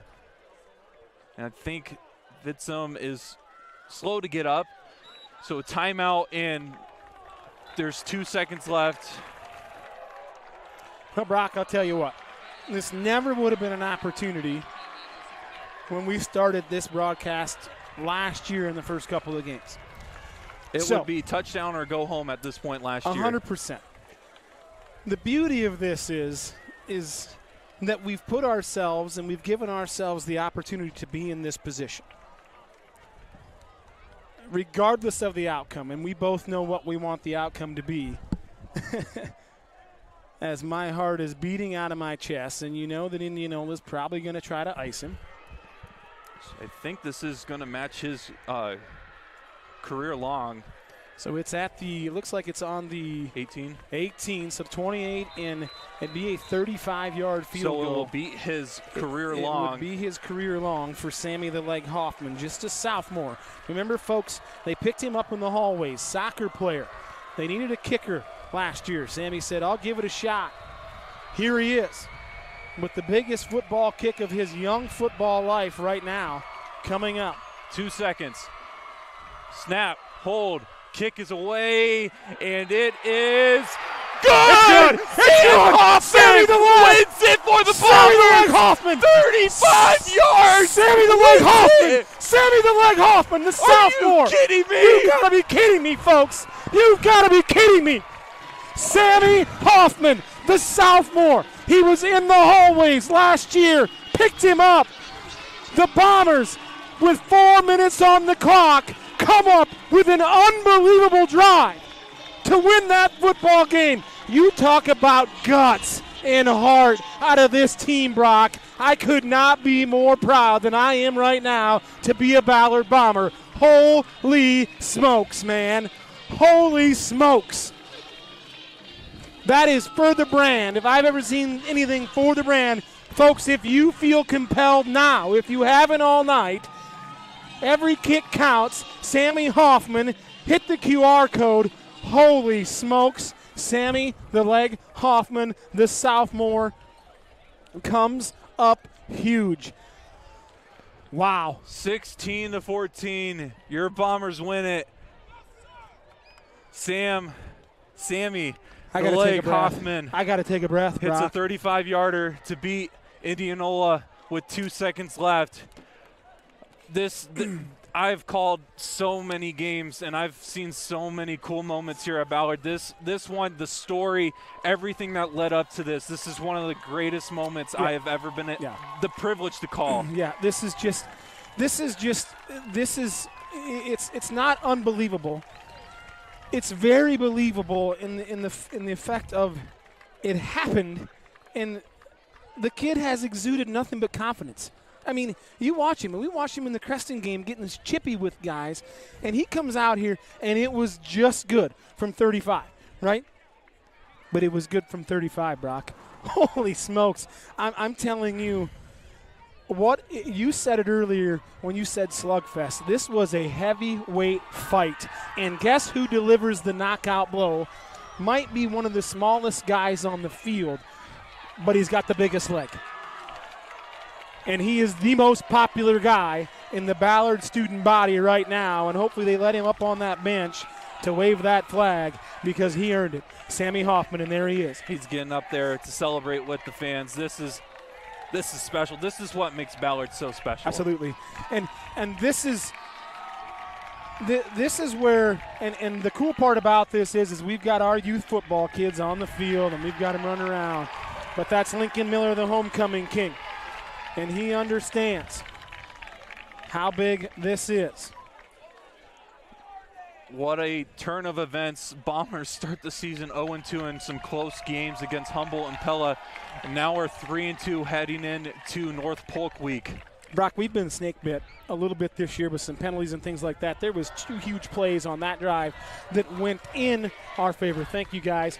Thanks to Brandon Brown and Rob Mudd, our spotters up here in the booth. Folks, I think I'm with Brock on this is we don't really want to get out of here because what we just saw tonight, you really can't put into words. But again, the student body and the football team sings the school song.